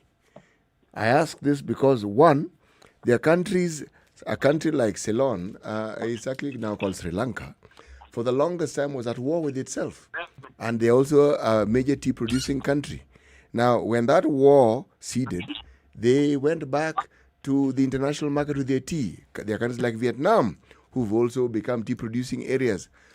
How do we favor? How does our tea favorably compete with the other teas that come from other parts of the world? You see, the issue is, of course, on the market, and our tea, as they say, is actually premium tea. So it's much better than your Vietnam and your India and all these teas. So if you look, take an example of Sri Lanka. They sell 55% of their tea value added through Ceylon. Kenya, we sell 2% of our tea value added. And look at a place like Rwanda. Rwanda, their tea sells at almost 3 times the price of ours. Our soils are the same. We've been at tea for longer. So it's really an issue of marketing. How do we market? The other time we had the chairman of KTDA said that the reason they don't market as hard is because government does not give them money for marketing. But then they have another 200, 300, 400 billion shillings every year for legal cases. So, the question is, where is their priority? Yeah? Why is it that our tea is not being sold in Turkey? They're huge takers of tea. We are not looking at the emerging markets in Africa, your Angola, your DRC, your South African countries. We are not selling there. We are not selling the US. We are selling the US. Mr. Irungu, who owns KTDA? KTDA is owned by the factories, but run by cartels. So why should the government give them money to market? Exactly. They deduct 2.5% from farmers, from factories every year. That's about 3-4 billion that they take from farmers every year. But from there, they cannot take out 100, 200 million as per the task force report that they've had in 2007 to 2016. It has said value addition and marketing. Those are the two things that we have to do for us to deliver the higher prices for farmers. So it's the fact that we are the people there are very comfortable with the what they are doing, and that's why you could hear the MD telling farmers that the prices are here to stay. If anyone is unhappy with it, they can uproot their tea. You see, that's the wrong mentality, the wrong attitude. That when the KTDA does not have a marketing department, you're selling 500 million kilograms of tea and you don't have a marketing department. So there's no focus on marketing, and that's why our prices are $2 today, they'll be at $1 tomorrow. This speaks about then even corporate management at national level and even the factory level. And I'm sure, like you said, Senator, when the Senate formed this select committee and it went round the 14 counties and spoke to the various stakeholders, did this emerge as an issue about how the factories are being managed, how the factories and KTDA are relating, and how KTDA itself is being managed? Let's speak about corporate governance. It was a big issue, I can tell you, because they feel that for a long time, KTDA has grown to be big enough to the point where they enjoy a monopoly. And you know how monopolistic institutions behave. They tend to become deaf to the needs of their customers and their clients. And that happened in a big way because farmers felt that there are things that there was a lot of lack of transparency in how their factories are run. That one, here comes KTDA, they tell you that we are managing agent, so you pay them a percentage, and you think that for all the services that they'll give you, it will be catered for by that management fee that you pay, the 2.5%. But to the shock of farmers, every time KTDA does the simplest of duties to the individual factories, they always receive an invoice. If there is a case against their particular factory and KTDA sends their legal department, there'll be a separate invoice for that. If one of their machines, say, was to have a challenge and they send in consultants, there'll be a separate bill to that. When KTDA sends managers to the various factories, and they sure do that because that's part of their work, you'd believe that that should be subsumed into the management fee. 2.5, yes. In the 2.5, but unfortunately, farmers are still billed for those managers. And therefore, farmers felt that there is a lot of things that are shrouded in mystery. You know, you must remember the history of KTDA, Eric, that this, first of all, used to be a parastatal. Before government, through a legal notice in the year 2000, thought that privatizing it will be the best way. And it's a model that has worked. Don't get us wrong that you're saying that we need to kill this particular institution. There is good value for what they do for farmers, but they need a lot of shake-up. That's why one of the proposals in the bill is that the maximum amount of management fee that you are allowed to charge at a private public tea factory is 1.5%. What are we forcing them to do? We are forcing them to innovate. We are telling them reduce on your cost. We are telling them leverage on the use of ICT to ensure that you bring down the cost of running these factories so that 1.5% is enough for you and your staff and all the operations that needs to be done in the factories. We are also opening up the market such that if there are people who can compete with them, it will not be a small exercise because they have a almost 40, 50-year advantage ahead of anyone who would wish to start. But we have closed the avenues for them to exploit farmers. There are certain parameters within which they cannot go beyond, which is, you remember our earlier discussion, that this is a sector that needed a lot of regulation so that you protect the gains of the farmer. So how do you deal with the monopolistic state of KTDA? Do you allow other players to come in and compete directly with what KTDA is doing? Exactly. There's no other way. There is absolutely no other way. It will take time. Farmers will have to be enlightened because, many of the farmers don't understand that they even own the factories. You'll hear them call their own factory KTDA factory. That's how big is the Omo and the washing powder story in the market. Give me Nipatie Omo area, that kind of thing. It's their own factory, but because they've had one managing agent for 50 years, they call their own factory by the name of the managing agent. So it will take a lot of learning for them to understand the corporate governance structure, that you actually elect your directors. And once you've elected, and there's a whole debate about the classification of shares, that will be a big one also, and I foresee that will go all the way to the Supreme Court. Like for me, the factory next home is a factory called Chemamul. I have the founding shares that my grandfather had. I carried them in my car during the last 2 years because when I went home and inquired about how did we began taking tea to this factory, and I was given the story about what happened and all those. But that no longer holds any value. What is of value and how the model that is now used to determine the leadership at that factory is how much produce you take to that particular processor. As such that if I take 10,000 kgs and Nyakera was to take 500 kgs, I will have more voting rights than Irungu. But ideally, that's not what the Companies Act envisaged.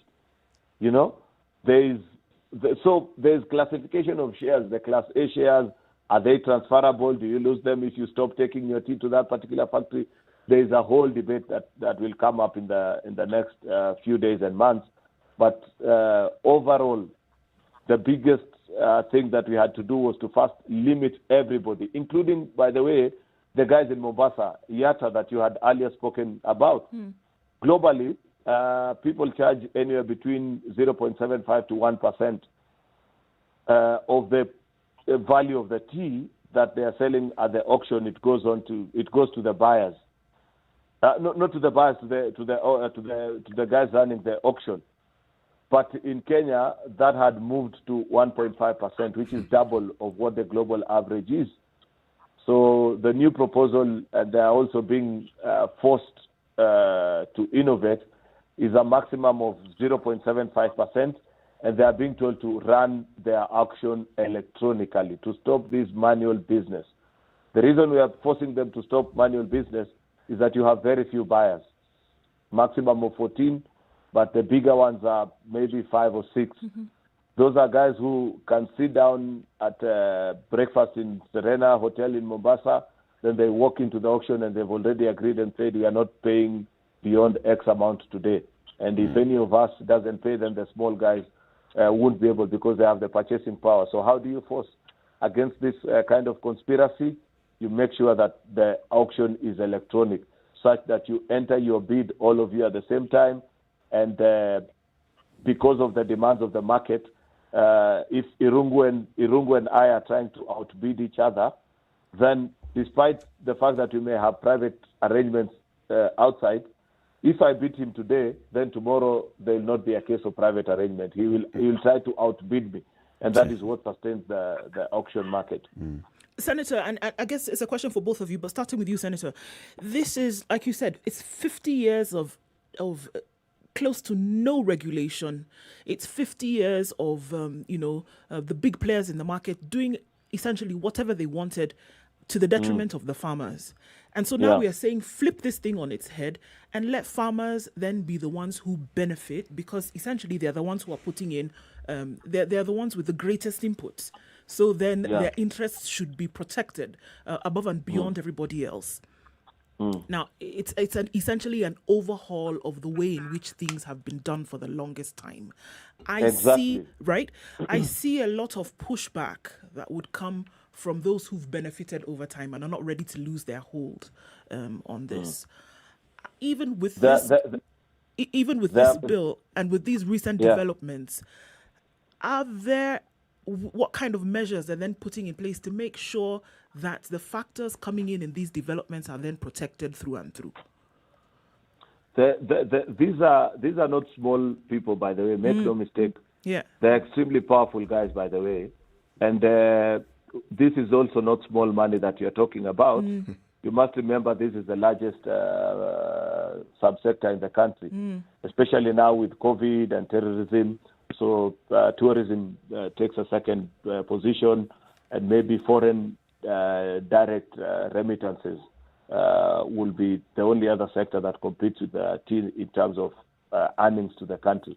So we are not talking about a small sector. The interest here is quite huge, and those people are not about to sit pretty and lose their piece of the cherry. I can assure you, as soon as the president signs this bill, you'll see a lot of court cases against this, against that particular clause, this lobby group and the other. So they'll have to be concerted effort. Judiciary will have to remember also to have a good balance between private interest and the public good of the country, and the interest of the tea farmer who has been exploited for the last 50 years. The president also will have to listen to their pleadings. I am certain that this is a cause he's committed to, and therefore he will be of great help to us in terms of trying to stabilize the sector. The ministry as well, because, having good legislation is like having a brand new, computer with all the specification and the giftings. But if you don't have the technical expertise to run and do the great stuff that machine is built for, there's absolutely nothing. You can just open a Word document and type on it and close, but other people can do greater things with it. Right. So there's still a lot of work that lies ahead of us in the coming days before the farmer can begin to realize the benefits. 50 years of mismanagement. In fact, the kind of messages that I've received the last 2-3 days are people telling me that one of the things, because Kenya is Kenya, you need to do is first, you need to hit the road and educate Kenyans to understand that there's still a long way ahead. Otherwise, they imagine from the conversations that is going on that next time or next month when they receive their monthly slip, things have changed. Yes. Of course, there'll be a slight increase based on the fact that we have now reduced management fee and the auction price, but it will not be as significant as maybe some are imagining. But it's something that we will prepare farmers for the long run, because I know it's not easy, but it's something that can be done. Irongo, how soon before we start seeing changes at KTDA and the management of tea factories? Actually, as the senator said, I had done my math, and with just the change in the management of the 1.5 from 2.5 and the brokerage, the only farmers get to gain about 2 shillings only. So that the other things are the ones which we have to push to ensure that we see that change being a lot bigger. How soon we expect this the changes? I think one is, of course, we expect the changes from a governance side.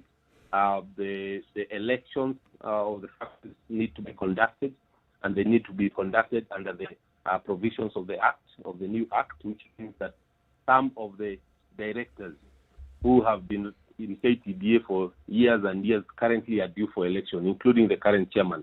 So we do hope that they can be kicked out in the next election. And then for us to have full implementation of this, it's our hope that the court do not stop these regulations. We expect people like the governors.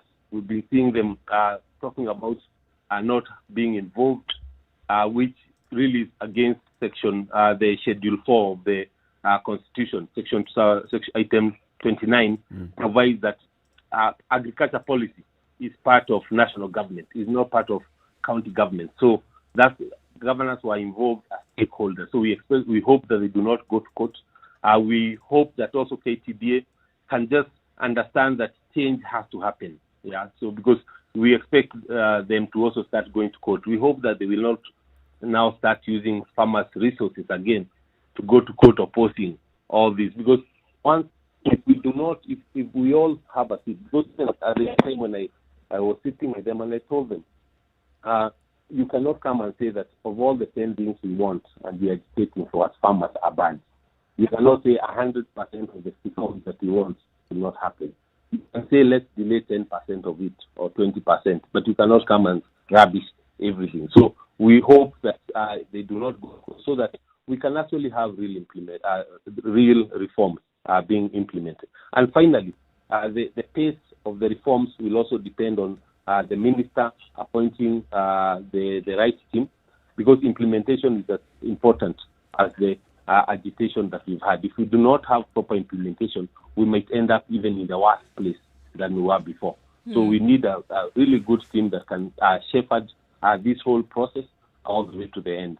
And for me, as a final call and on this is, I heard what the senator said at the beginning, how he actually looked at the key issues, went to the Senate, talked to the other senators, formed a committee to actually look into this.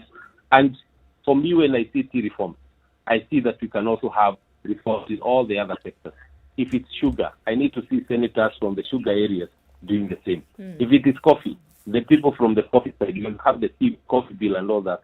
So that people can start seeing their leadership working. People can start seeing that their issues, because the agriculture can be the backbone is not working. So I think for us, we are very happy to see that the issues and reforms on tea are ongoing. And it's our hope that with these reforms, we can also now start seeing other reforms in the other agriculture subsectors of tea and the other, so that at least at the end of the day, the farmer starts getting something. Senator, I mean, even as we come to the end of this, one of the things that you mentioned previously was the value add. So we are looking at tea being produced within the country. Then it goes out, it's bought, it's mopped up by the international market, and then it's essentially sold back into the country with a different label. And also saying that value add, can't Kenyan tea then go out and be sold on the international market as Kenyan tea, right? Or at least people know the source of this tea. It seems that there's a lot of work that needs to be done within the borders of Kenya first. I mean, there's so much in terms of regulation, protection of farmers, inputs and such. So much work needs to be done before then you go to the value add part of it. Is it something that will then be taken care of by the same individuals, boards that would be appointed in the near future? Sorting out of the auction, going to digitization of the same, going across board, then can value add come in with the same people? Or would we see that input would be needed to be brought in by a different a set of people to talk about value add, for example. Will the boards coming in be able to handle all of this to fix the situation that's already quite bad here, and then now bring in the value add for the international markets? Well, it is something that's doable, like I had earlier observed, but I said this is an investment for the long haul. It's not something for 1, 2, 3, or 5 years, because you're competing against very established global brands, people like Twinings, who are in the Club 100, companies that are over 100 plus years old. Therefore, for you to generate your own brand and expect to compete with them, then first of all, you need the resources to back you up. But also, fortunately, there are certain positives to it. For example, in terms of Black CTC tea, nobody produces tea better than Kenyans. Mm-hmm. We have the fortunate gifting by God of being on the equator. Right. So our tea enjoys more sunshine than any other tea, unless for the guys who plant tea and are along the equator line globally. So, and that there's something that does to the taste of the eventual products. And therefore, that is already a good place to start and build on. But like I had already informed, that this is something that government investment will have to play a role in also, because it's not something that you expect a private player to take what would ordinarily have been earnings for the farmer and use them to market globally. There is a symbiotic relationship. You had asked a question earlier, why should government say invest in what appears to be a private enterprise? They should, because they're the biggest gainers. If our tea gains more value and it's bought globally at a better price, it's a good thing. It means more taxes to the government. It means more stability to its own people. You know? Yep. So there is absolutely nothing wrong by government investing in these facilities to ensure that there is a good value add on our tea, and the same is sold in the global market. Of course, you rely on your connections. Ensure, you know, if you go to other countries that have got a main crop as their mainstay, say what countries like Chile do with their avocado, is that they have an avocado desk in each of their consulates, in many of their customers. If you go to Egypt, perhaps you'll find our consular offering only consulate services, the traditional ones of, passport and, connections. But nobody specifically sent to ensure that they handle key issues. The same can be said of Sudan, just next door, and Pakistan and the rest. So there's an investment that government must put in. Yeah. This is a sector that has sustained this country for quite a long time. Therefore, it is time that also government returns the favor by investing in this particular sector, because many of these things that are included in the bill are aspirational. It's not something that you achieve today and by change of law you believe that they'll have turned the wheel. By the way, the other reason also why we are proposing that all teas must go to the auction is that government doesn't get value for money also in terms of multinationals and the private players.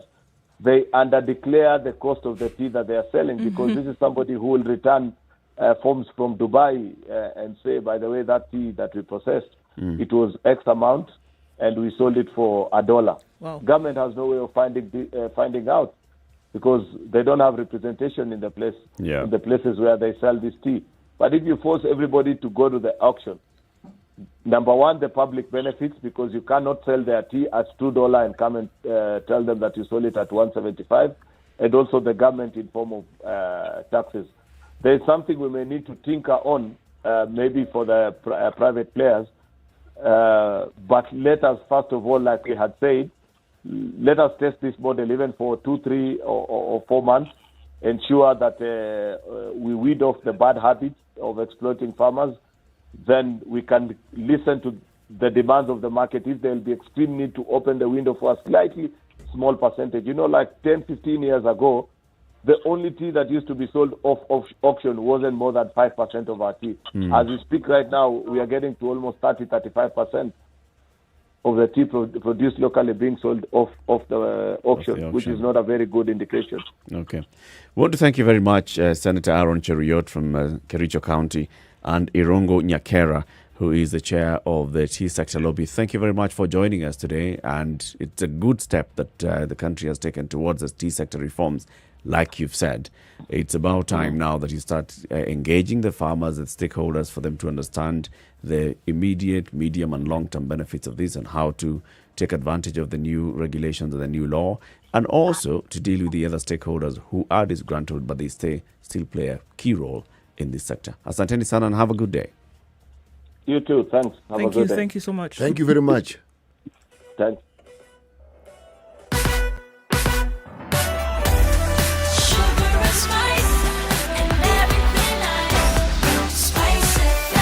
Spice up your life.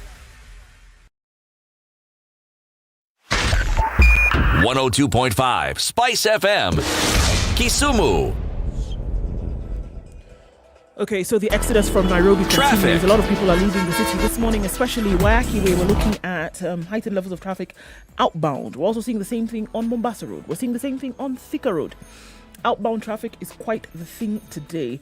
If you're headed to the Rift Valley this morning and you can find an alternate route, please do so. The traffic at Gitaro, Kikuyu towards Zambezi is a nightmare. This is what according to reports that we are seeing this morning. So everybody's leaving. So if you can find an alternate route this morning, please do so. The bypass then headed in that direction also is clogged up. We're looking at a bumper-to-bumper situation already, and it looks like it's going to be that way for the next couple of days. For now, in the city, it's fabulous. There's not much traffic coming off Thika Road into the CBD, Mombasa Road into the CBD as well. From Langata Road, Gong Road, coming into the CBD from Westlands, looks great. Outbound, however, totally different story. Let's look how that changes in a short while. Spice FM KE, that's how you can talk to us. If you find that alternative, let us know, and we'll spread the word.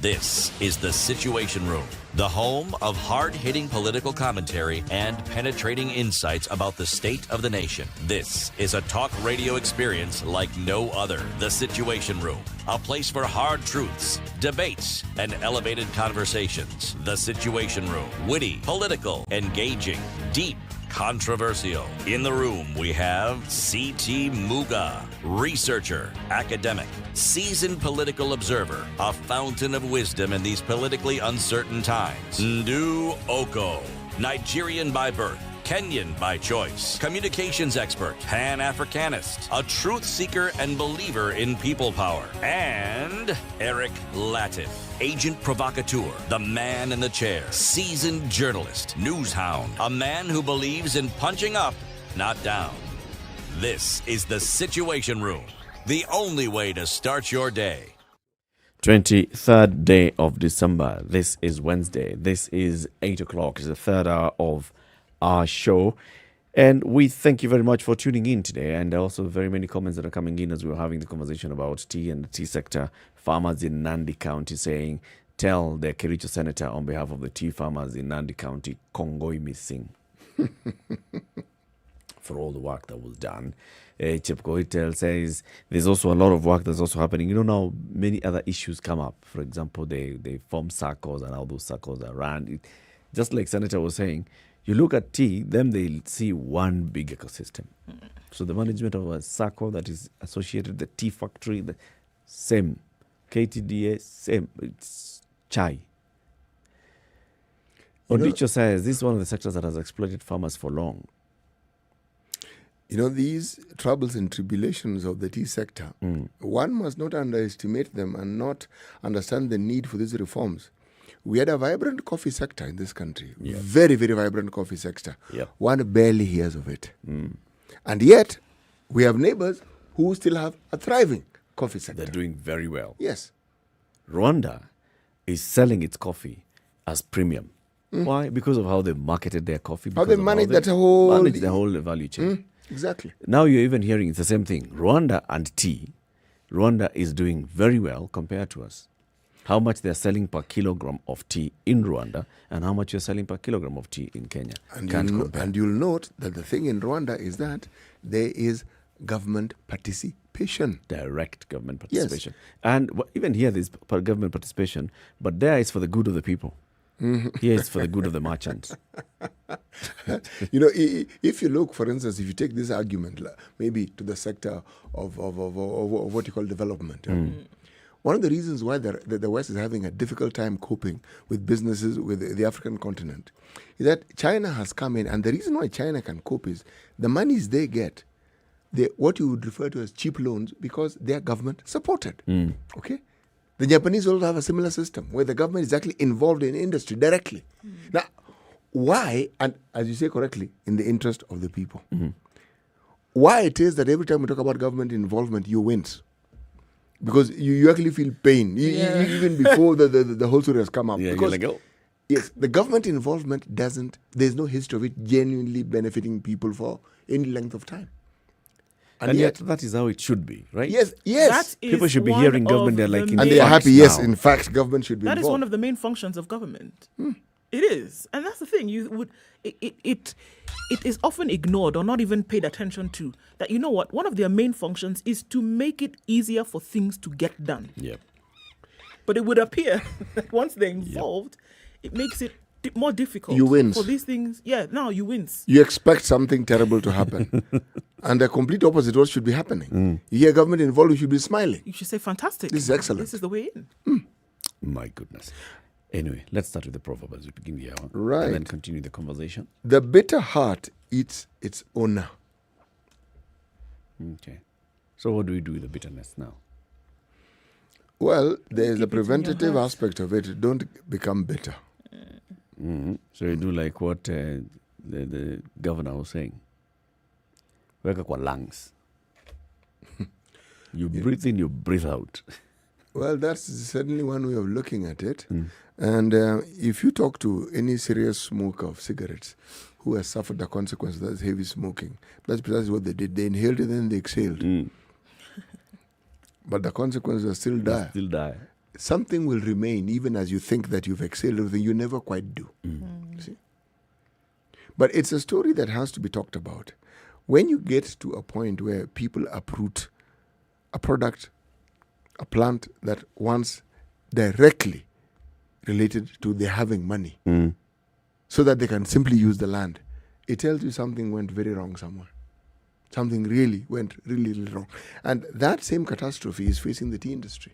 At least it was facing. Still is. We're not out of the woods yet, are we? Nope. Yes. Things have just started in terms of getting the ball rolling in the direction in which you want it to, in terms of regulation and proper production and things like that. The ball has just started rolling, and it's going to take some time to get. That's tea, that's coffee, Imagine. that's pyrethrum gone, dead. And yet... Sugar, dead. Yes, and yet other people seem to be doing quite well in the same industry. I mean, you ask yourself this simple question, right? Yes, it is difficult. They say it takes long. But you have to start. Yep. Kenyan tea is known. It's actually known. I mean, if we started and flopped, then you'd say, we started and we flopped. But we haven't even started. So what are we talking about?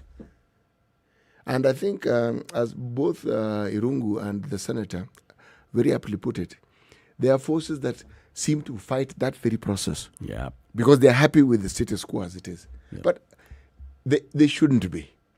Because as the market changes, other forces come in, they'll be left holding the baby under bathwater. Plus the karai. And plus the karai, everything that goes with it. So, before that changes you, it is important for you to understand it and to take embrace it and work with it. Yes, and take the appropriate steps forward. Yeah. So, let's have a conversation looking back into 2020, right? So 2020, a number of things have happened. Some good, some not so good, some outright bad. So let's start with just the negative things that we've seen in 2020 with life, with the affairs with the government, with the affairs of people and how people deal with one another. Many, many things. Of course, there's COVID. That's just by itself. The name COVID-19. Bad, right? Then you look at the management of COVID-19, which we looked at yesterday, how we have managed COVID-19, really. And then you look at also now, in terms of the government and rolling out of its programs, what it has done, what is it that has worked, what has not worked. If you think about, for example, when the government came up with a program on aiding the vulnerable in the society, what program was that, and how was it executed and implemented?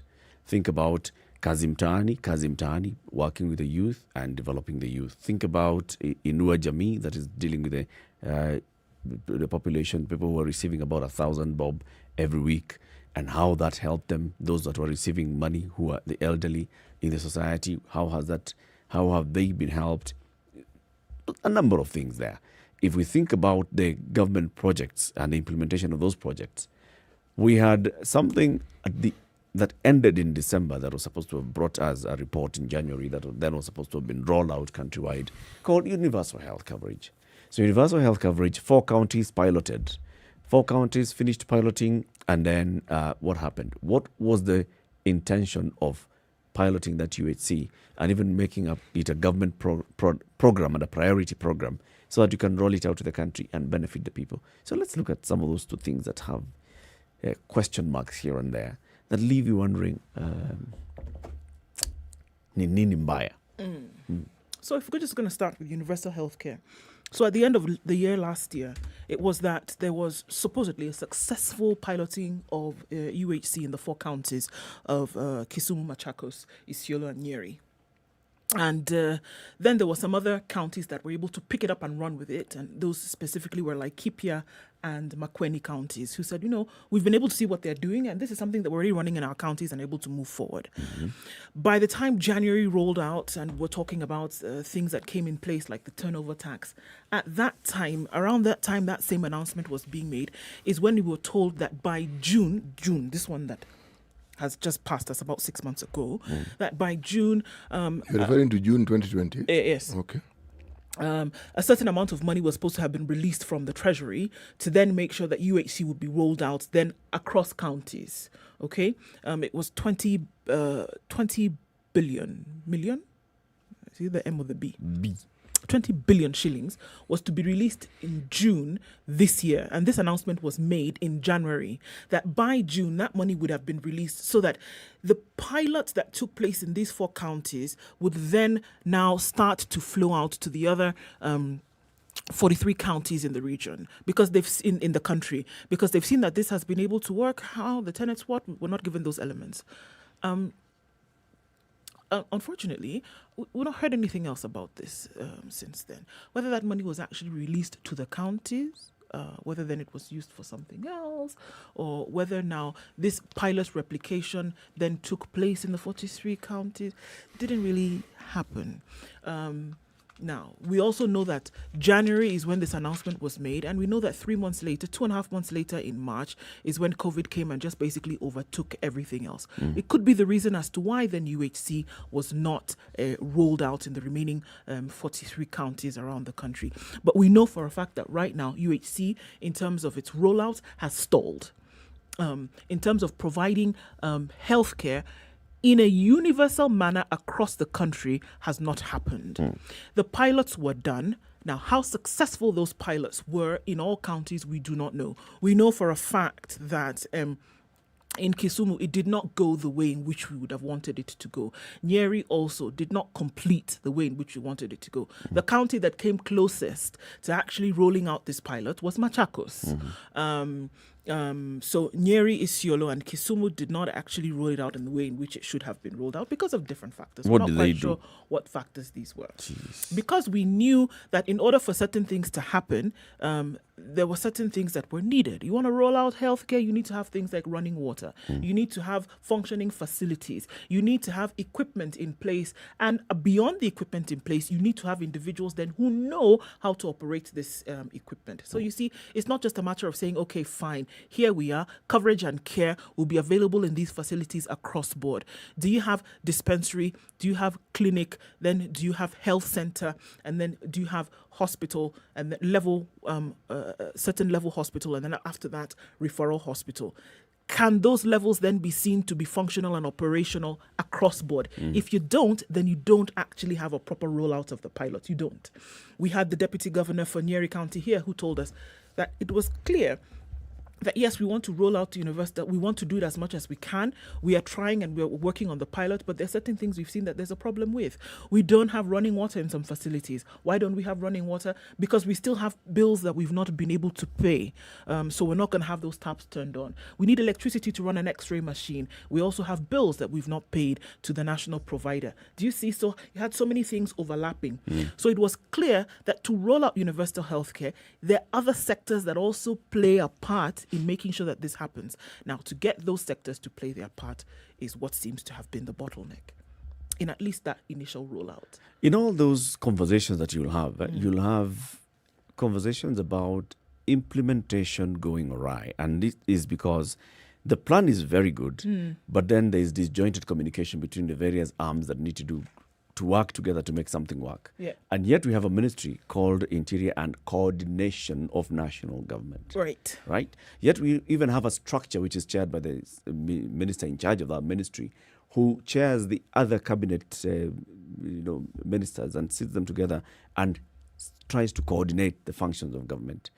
When you get to a point where you are rolling out UHC is a pilot project, and you need things to be working. For example, there's a dispensary that has been built here for a long time, and now it is disused, and therefore it's dilapidated. No sewerage connection, no roof, no water, no electricity. You'd think that's something that would just happen quick, fast. Sure.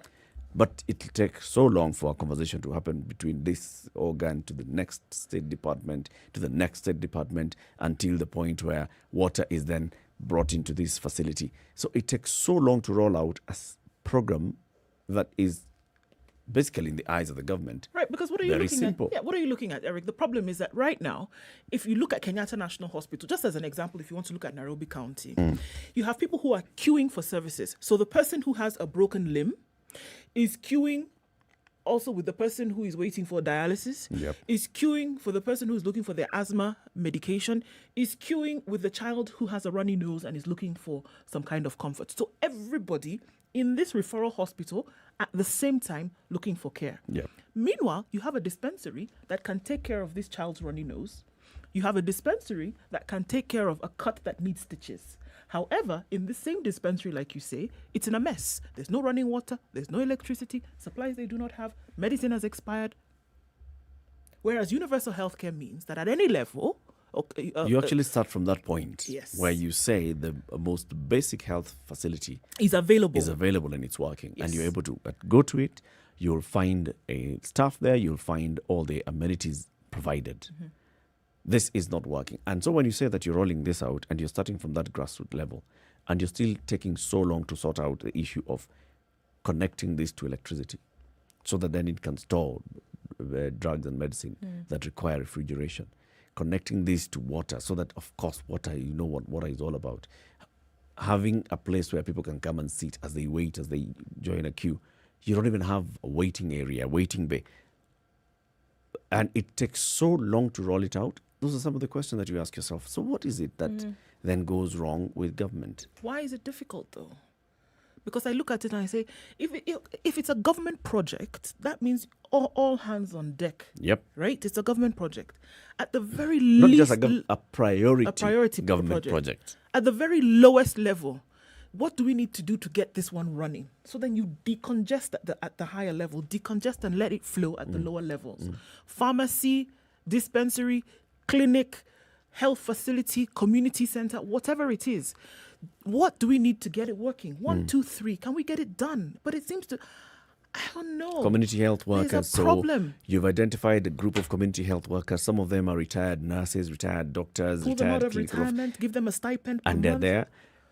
Some of them are even trained, but now the facilitation. So this person will require just 1,000 shillings or 2,000 shillings so they're able to go around, so they have a credit on their phone so that they can be reached and they can reach out to the community. That happens for 3 months, then nothing. It dies down. You know what is actually strange is that some of these things that we speak about are things that have actually existed in our health system and we've actually seen them work. Because you'll find that health facilities around the country for the longest time understood the role that they need to play in order to cater for the preventative aspect of healthcare and also knew what to do when it comes to the treatment. And it worked. whether you're talking about immunization of children, whether you're talking about screening for breast or cervical cancer, whether you're talking about antenatal care, these are things that were understood. Whether you talked about treatment for children who are diarrheal diseases, all these things are things that health systems in this country have been doing for the longest time. But what in my mind stands out is that it appears that even with the good that we say the government has done, this government seems to have notably ensured that they've clawed back the gains that we've had over the years. The things that even we took for granted before they came into being have now become issues. Things that worked, things that actually were okay. Now, if you talk about universal health care, you know, the UN in 2012 even brought into being, through a resolution, a day. We even have Universal Health Care Day. It's 12th of December, in case you didn't know. The same day we celebrate something else in this particular country. Okay? Now, the understanding was that these two aspects of healthcare, preventative and treatment, would be catered for, and along certain levels. Now, the progress of universal healthcare doesn't start or begin with just declaring it and making statements and having a pilot. It doesn't happen easily. It takes time. But the progress and the path that is followed must continuously be followed until you get to the various stages that you're supposed to get to. Again, but this is also symptomatic of what this government seems to be good at. Starting something and not completing it. And then talking about how they've completed it, and yet they haven't. They haven't. This would have been the year when it was done, 2020. Yes. It would have been the year when all of this had happened, and then you would begin to see some changes. Yes. But unfortunately, what we see now is just a few counties, even those that were in the pilot. Only 1 out of the 4 in the pilot is somewhere close to this. Other counties who've had leaders, you know, yes, I'm just going to go out and say it, worth their salt, are the ones then who've been able to replicate the idea and actually have it running, whereby a governor will go to a medical center within his county and be treated with no problem whatsoever, and is able to, you know, access those services, not a problem, and you don't have to go to some swanky hospital to get those services. This is essentially what you're looking for across the counties. This would have been the year when finally that was rolled out. It would have been the year where every Kenyan would be able to pick up their NHIF card, for example, walk into a facility, get treated, and not have to put an extra coin to that beyond what was on their card, by virtue of the donations by virtue of the contributions that they were making every month. It would have been the year where, not just looking at the health facility itself or what you were able to access, it would have been the year also where you were looking at minimum contributions by every Kenyan in the informal sector towards health, towards your own health, so that it paid for you when you were sick. And it would have been the year where the idea of UHC and NHIF came together and said, all right, in the informal sector, can we even get a contribution of 100 shillings a week, which is not back-breaking money for people in that sector. It isn't. A week, 100 shillings a week, so that every month they're contributing 400 shillings, so that in the event that they get sick, they're treated, which would have been great this 2020. But at the same time, it would have been even greater still that you have this money of 6,000 shillings a year on your card. It would have been greater still that you walk into a facility, not necessarily a referral hospital, and that you get treatment for your asthma, you get treatment for your eczema, you get treatment for whatever it is, and you don't have to go and line up. It would have been the year where this would have been rolled out, the very minimum before you even try to build up. It would have been the year. See, the discussion that it then brings to the fore is the question of the priorities. You see, achievements are measured by the success of whatever project or whatever thinking, whatever idea, whatever policy the government has put in place. But it doesn't stop and end there. There's also the not just effective, but truthful communication that the public gets to hear. Now, why this is crucial is because you are actually being told about how the government has used the money you have given them through your taxes. And it is your money. And the reason why it is always your money is because even when it is borrowed, it is you who pays for it. So, that has been lacking. There's been a huge gaping hole when it comes to just that honest discourse that the government should have with its equal partner, who is what we call the citizen of this particular country. It hasn't been there. There's been heightened expectation and equally heightened disappointment when what you were told, what you expect, has not come into being. However, there are always lessons learned. Yeah. Even when it comes to situations that you prefer not to have been involved in, but there are always lessons learned, and if learned well, they should be the building blocks of perhaps a better way of looking at things and a better way of doing things. There are very many things that have happened this year that have, we are looking back and wondering, so what went wrong? We've started with universal health care and universal health coverage because this has been a pandemic year and this has been a health emergency year. So if we had a functioning and properly working health system, things would have been different. What else do you think we need to highlight as one of the bad things and the negative things of 2020? And this is a conversation that we'd like you to help us to dissect. 0719-012-600. That's 0719-012-600. Let us know, what do you think? Spice FM KE as well on Facebook, on Twitter and Instagram. At 28 minutes after 8, let's take a break. Let's see whether Kisumu is raining in the other parts that were not raining yesterday, and whether the roads have cleared in terms of traffic. So we know that if you're heading anywhere towards Naivasha, Nakuru today, forget it. I've seen someone sending a message saying that they left Nairobi at 4 a.m. and they're yet to get to Kimende. Good grief. By 8 a.m. It's crazy out there. Good morning. This is the Situation Room, the only way to start your day. Spice up your life. Sugar and spice and everything nice, just the way you like it. The Spice Drive. Did you have a great day? I hope you did. I intend to make it better from 3 p.m. to 7 p.m. I'm going to be taking you home nice and chill. Everyone is welcome aboard. The hashtag is Spice Drive and, of course, Spice FM KE on Facebook, Instagram, and Twitter. The Spice Drive with Monique. The official soundtrack of getting you where you need to be. Spice FM. Nyeri. Hello, Spice family. Happy holidays. This is Barbara Mbaka, the Duchess of Money. I'd like to take this opportunity to say thank you. Thank you for supporting us. Thank you for always plugging in to all our shows. Thank you for being part of our conversation. There is no us without you. So we say Asante Sana. I would like to wish you happy holidays, good tidings, and a happy new year. See you next year. And remember, keep it Spice FM. Don't touch that dial. Mwah. It's kind of sunny in Nairobi this morning at 15 degrees. We'll see highs of 27 today, highs of 26 in Nakuru, and mostly sunny as well, currently at 17.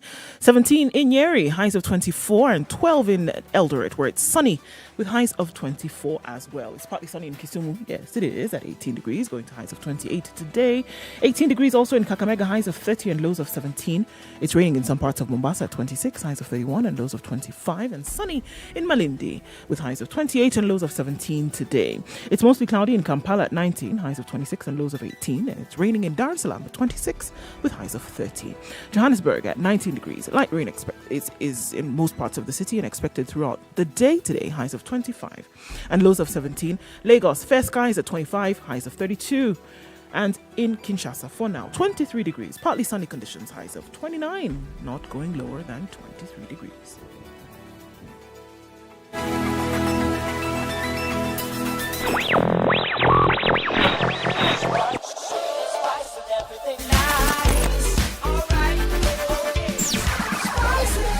Spice up your life.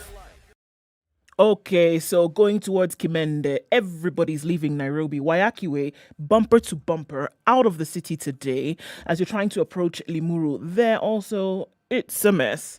It's not moving, guys, so we're at a complete standstill as far as that is concerned. Everybody rushing for Christmas. We're going to ask that you take it easy wherever it is that you're going. Outbound on Thika Road as well. Let's look at the southern bypass at Gitaru. Outbound, avoid it if you can, because that is also bumper to bumper. Kameshikana kabisa. So within the city, here's your time to play. Be careful because it's not much in terms of traffic, but please be careful. And we'll talk in a bit and see how that may have changed. Spice FM KE on Twitter. Text on 40127.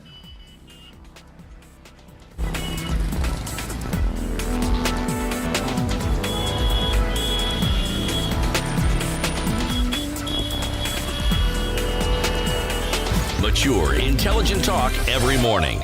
Spice up yourself.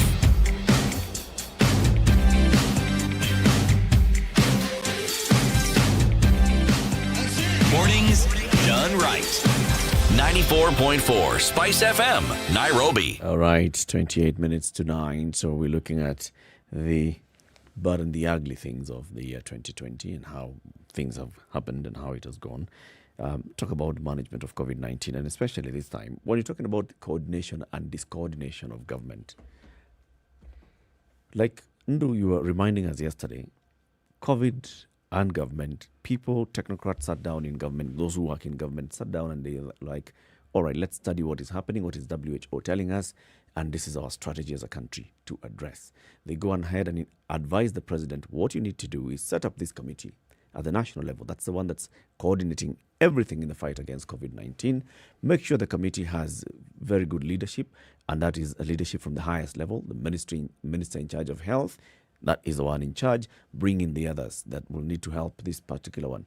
Minister in charge of Interior and Coordination and Internal Security. Minister in charge of Transport and Infrastructure, because you're talking about movement of people.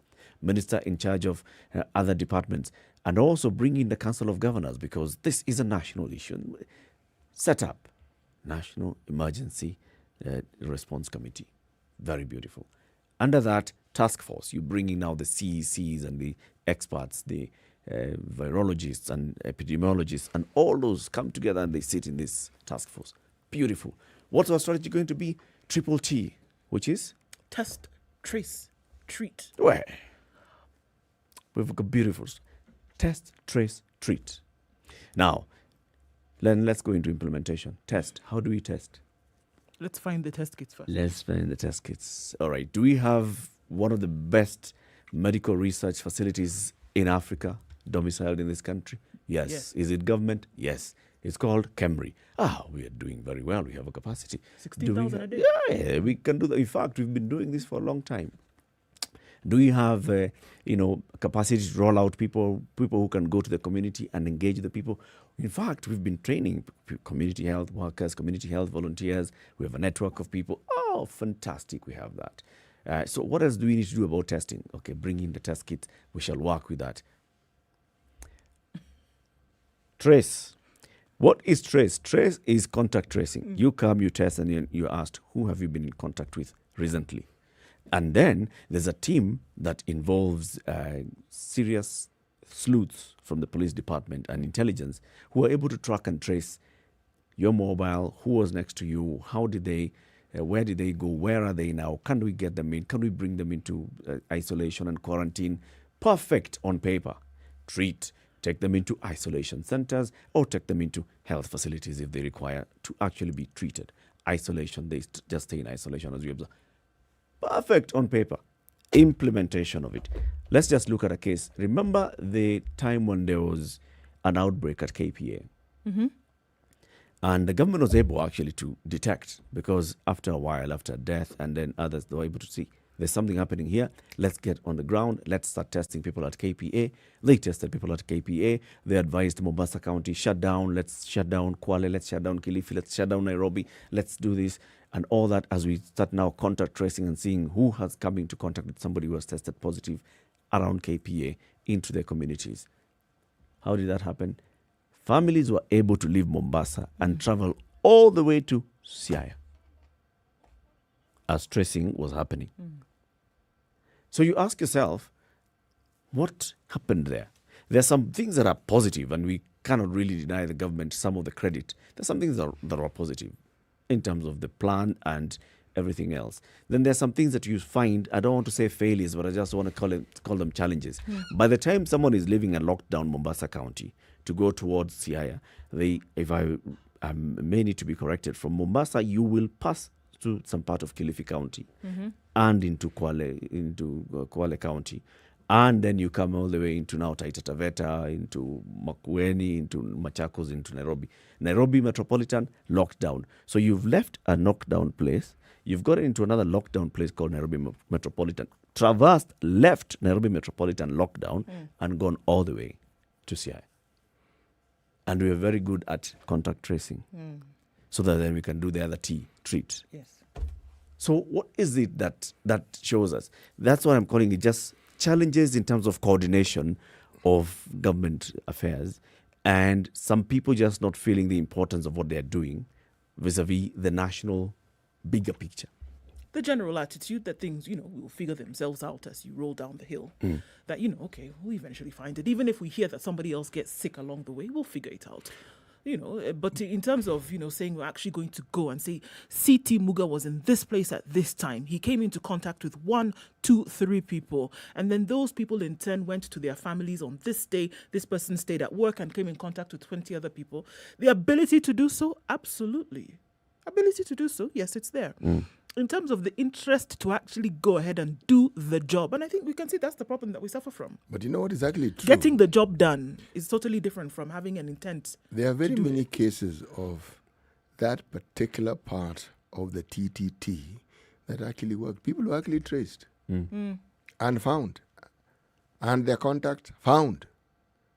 Irrespective of how far-flung they were. I know this because I was talking to friends of mine who were involved in this process of just surveillance and understanding these processes. And there are many people who, again, left Kisumu County, went to Nairobi or went wherever, believe me, and somebody whom they'd been in contact with tested positive. They were traced. They were traced. And found.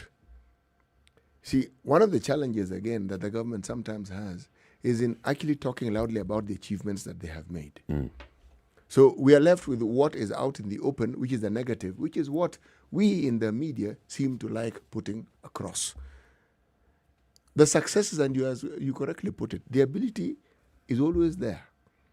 And in many cases, that ability is actually put to work, and there are results. We just don't get to hear of them loudly enough, because to hear them, sometimes they need to be loud. But sometimes they're loud, but they're overtaken by the other things that are also happening in that same space, which unfortunately are not positive. So that is what gets to be heard, because it is louder in terms of what it is that it does.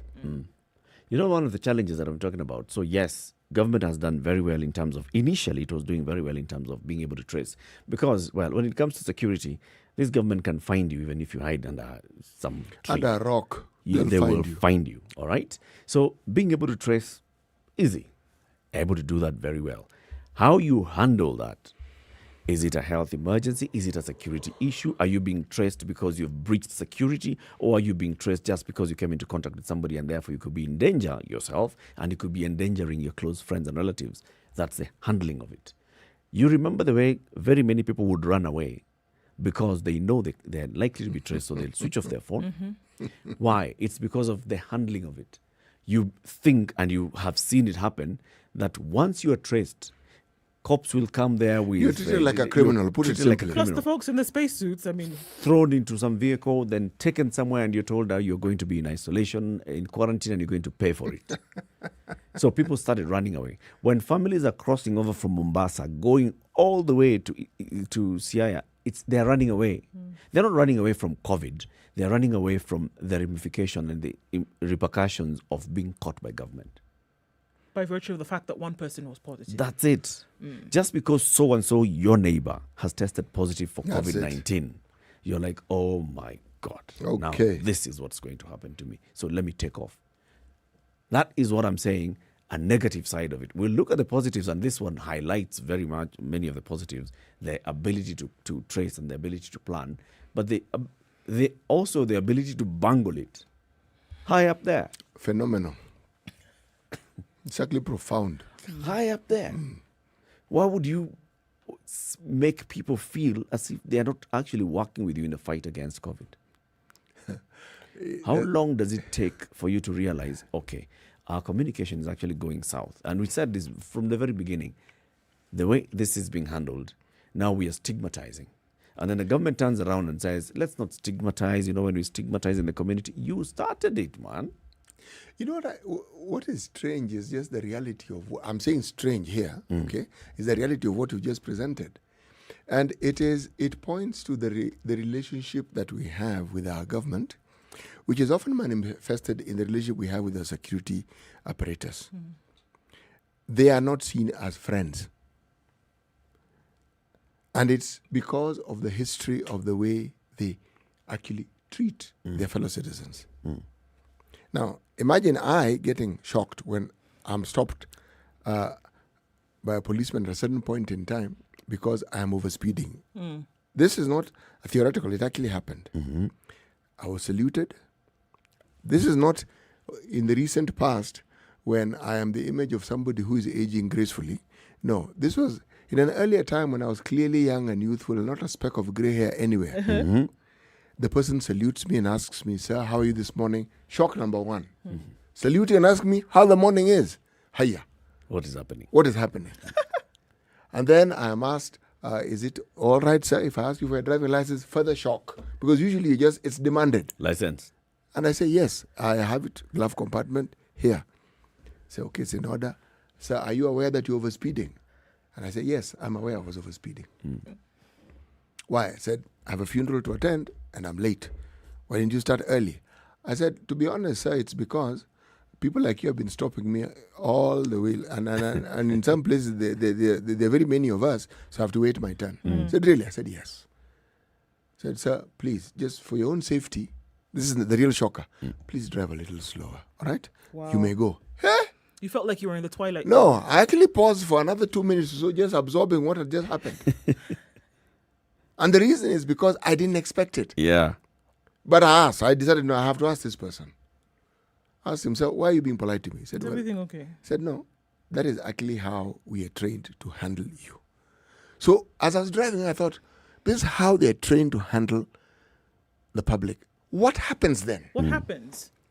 What makes them unlearn all this somewhere along the line?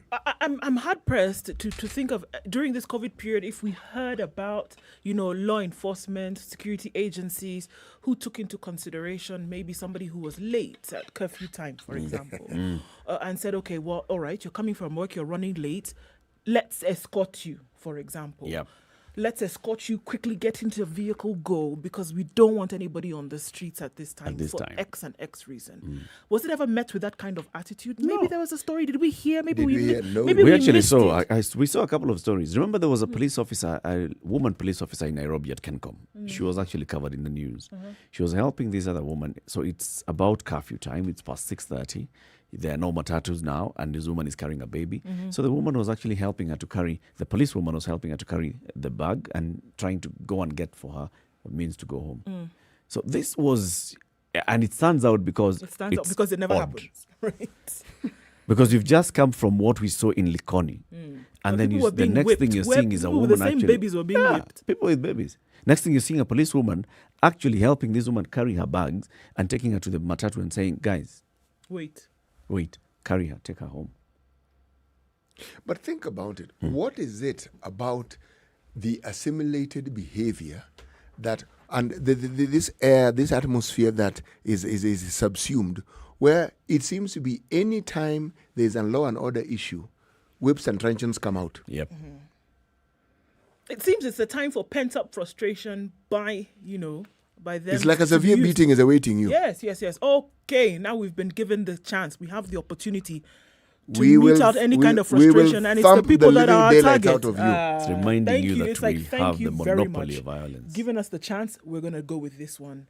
And you might find out that it's not frustration that would necessarily be meted out on the citizenry. It's frustration from other things that they feel, the job, conditions, this, that, the other thing. And they say, okay, well, here's an opportunity and that's what we're going to use it. It's all a mental game here. But then I think that's definitely one of the things that went wrong until we had agencies like IPOA coming out to do investigations on the conduct of police during COVID times. Can you imagine that it was such a thing across the country? Following demonstrations. There were so many demonstrations. There were so many complaints that this is COVID times. We're all suffering from this thing at the same time. But then we've seen heightened levels of violence coming from the police. And we're all supposed to be helping to protect one another. There's a case in court, remember? Yes. About that young man who was killed by the police. Yes. There's a case that's not in court about Vaite in Madare. Yes. That homeless man who was killed by police. Whom everybody knew. Everybody in the community knows, and they know that this is he was known. He does not have an abode. He actually sleeps here. Even the local police must have known. But it so happens that shot, dead. Do you remember the case of students who had gone on on strike. Jaguat. Yes. And do you remember all these many pictures of them being lined up to be thumped?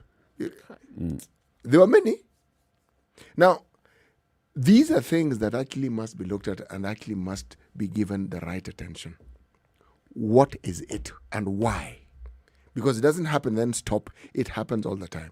Do you remember Mheshimiwa from Mlango Kubwa when our esteemed police force were at They visited the county assembly, and unknown to this Mheshimiwa, calmly walking to her place of work, where Caught up in the melee. there was no melee. This floor she was on was empty. But unfortunately, it wasn't full. It wasn't completely empty. There were these senior police officers. My goodness gracious me, was she not thumped by the senior police officers? And you wonder, wait, surely you can see this is a woman. She's by herself. What danger did she pose to elicit that reaction? Not that any danger would have should have justified that reaction, but what is it? She had to be hospitalized. You know, this is something that has to be addressed. Police brutality is still a big issue. It's a massive issue. And it's an attitude that, like you said, CT, it starts from the top. If the top shows leadership this way, if, for example, striking doctors are told, come on, you guys. Behave yourself. You will go back to work, okay? Mpende, msipende. You will, whether you like it or not. Mutarudi kazini. Surely. That will permeate all the way down. It's a cue. And the local police officer, police constable working at a chief's camp will behave exactly this way. Yeah, and if you start from the position that Kenyans need to be disciplined, or these are errant citizens, and that they always have to be disciplined, that's the way you're going to be treating them all the time. Whereas, remember that you're in a position of public service. Service. You know what I find strange is that how it is a beating is always equated with disciplining. Surely. And you know, this is a beat. We assumed that caning a child was supposed to be a sign of you disciplining or bringing about discipline, isn't it? Yes. Or these are grown up. That's what I'm saying. These are grown up. You're treating Kenyans like errant children. Come out, you're not supposed to be on the road after curfew. Not just errant children from your village. Right. Then even now, those ones who have rights that they're chasing, you say, go back to work. You don't go back to work, you're fired. We're going to discipline you some more. And same attitude. In short, we're not talking to you. Same attitude, whether it's the ones who are supposedly violating curfew rules, whether it's the ones who are going to look for medicine for their wives after curfew. All of you bundled in the same, literally and figuratively speaking, bundled in the same truck, given the same treatment, and told the same thing. And you see how it is. It obfuscates. It disfigures and it mutilates anything good that may have been done by the same service. And anybody who comes to give you a narrative tomorrow of how somebody within that same sector treated you well, what is the first thing you're going to say? Oh, forget it. That doesn't happen. Forget about it. Yes. Doesn't happen. It's not accepted. No. In fact, it's treated with suspicion.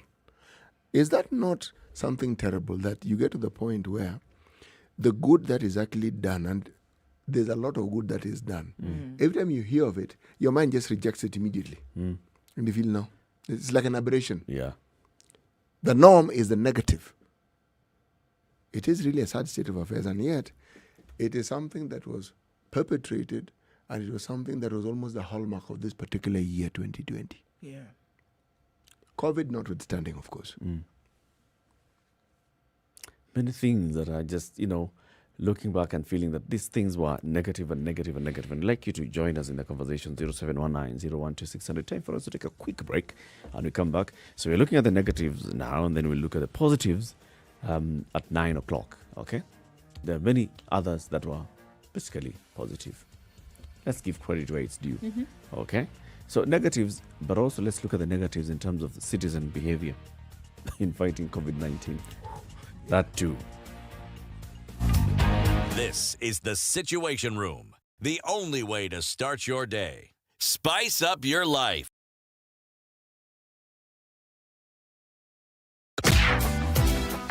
They are smart. They are funny and unfailingly entertaining. They are the adults in the room, and they are here to help you be the best adult you can be. Just to be very honest with each other here, not all of us are going to get tall, dark, and handsome.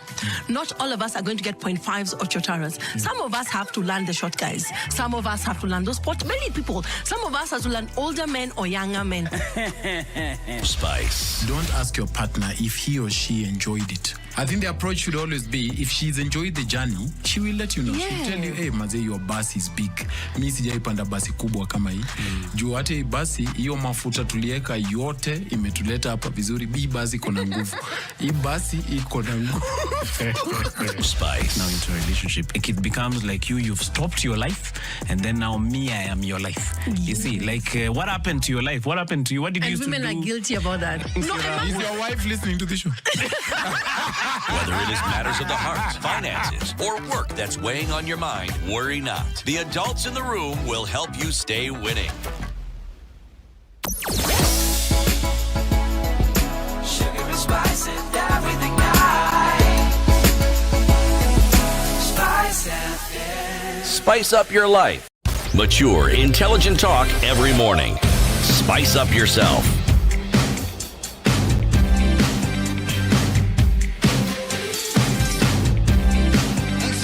It is how many minutes now? 7 minutes. To what time? To 9 a.m. Okay. So, Kenyans, you're told do this, you don't do it. You're told do the other, you don't do it. If we look at, so remember the various places where lockdown, cessation of movement, police barricades, police barriers, and a number of people who were intentionally seeking ways of flouting that and getting out. Because someone is thinking, I need to travel. I'm in Nairobi and I need to go to Murang'a. I want to go. Very many people who are saying that because I work in the health ministry, health department of a certain county, I'm essential services. then I'm essential services, and I'm just going to visit my folks on Friday, and then I'll come back on Sunday because see me, I have this paper.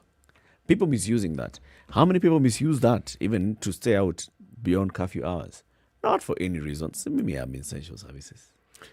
How many lawyers did we see campaigning to be given essential services so that they can also operate at night? Some with very good intention, of course. But then there are those, then it's just looking at opportunity for impunity. Actually, look at the extent of this queue we speak of that has been taken from the top.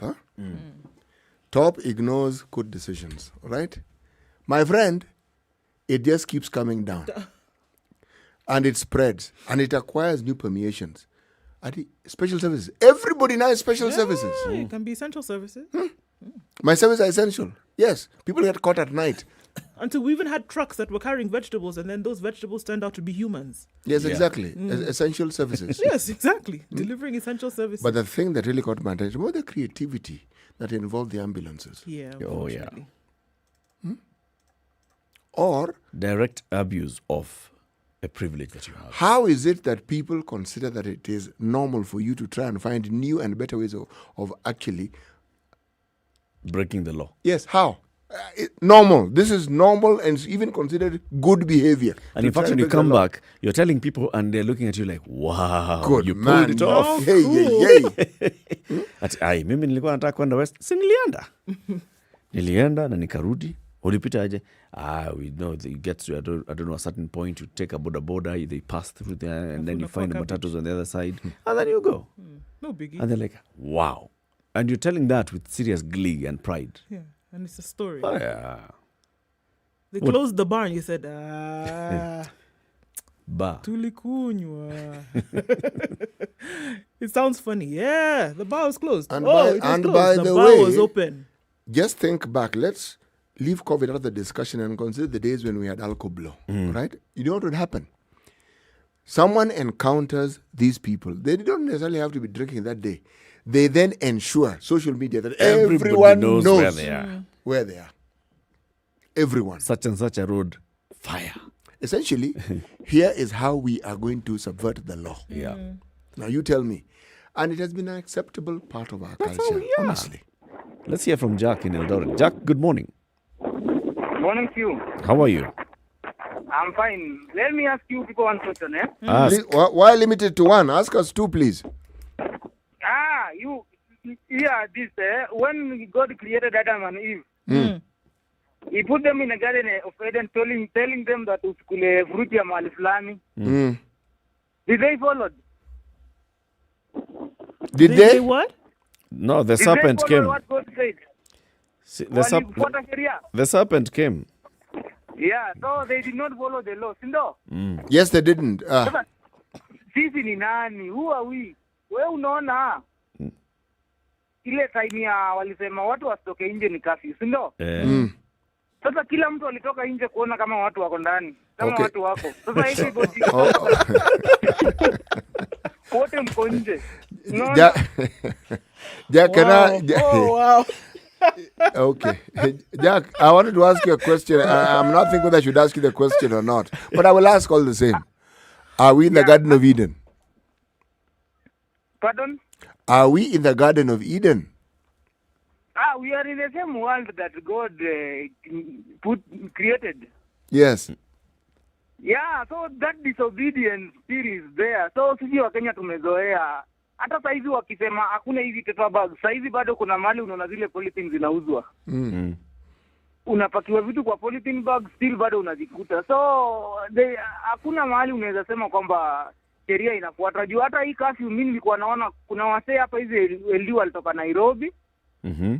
Msee amepanda lori sijui ya makama, amepanda nini, msee amefika LD. Sasa unashindwa what is going on? Then unapata hata ule mtu alipewa essential service, time yuko job unampata mtaani tu. Unapata wasee wamelewa. So it is hivi tuko tu hivyo tu, tueleweni tu hivyo, but essentially if you are in a position to do wrong, you should just proceed and do wrong, because and we should understand that Kenyan way. So chenye nasema ni hii COVID yenyewe sisi tulikuwa tumesahau. Hata hao makarau ambao walikuwa wanapiga COVID, unapigana na COVID na bunduki, surely how could you kill someone? Bunduki, kwani COVID inaogopa gun? But then the same argument can be used. Uelewe tu. Unaona hizi dambo tuko nayo. Elewa, hao ni polisi. Unashika mtu ana mask, si ndio? Unamshikanika, unamhagu, unamfunga nyuma. Au jua hiyo mtu ako safe, hata wewe pia mwenyewe umerisk. So hii COVID sisi wote yani tulikuwa tujielewi. Thank you, Jack. Thank you. Enda, Jack. 0719-012-600. Top of the hour, 9 o'clock. Call us.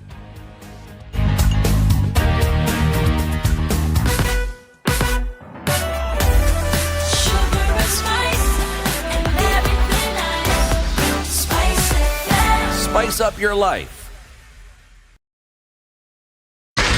94.4 Spice FM, Nairobi. Avoid Kitaru if you can. This is the A104. This is then past Wayakiwe as well. But Wayakiwe heading out is quite the jam-packed affair today.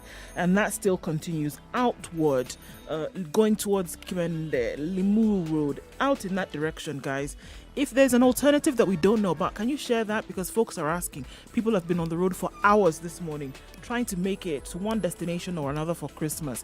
Within the city, however, it's the beautiful place to be because there's not much traffic and it's, where it built up, it has, let go for now. So not much. But please be careful even when you see the empty roads because we don't want any accidents, all right? Give us that alternative if you find it. Spice of MKE on Twitter. Text on 40127.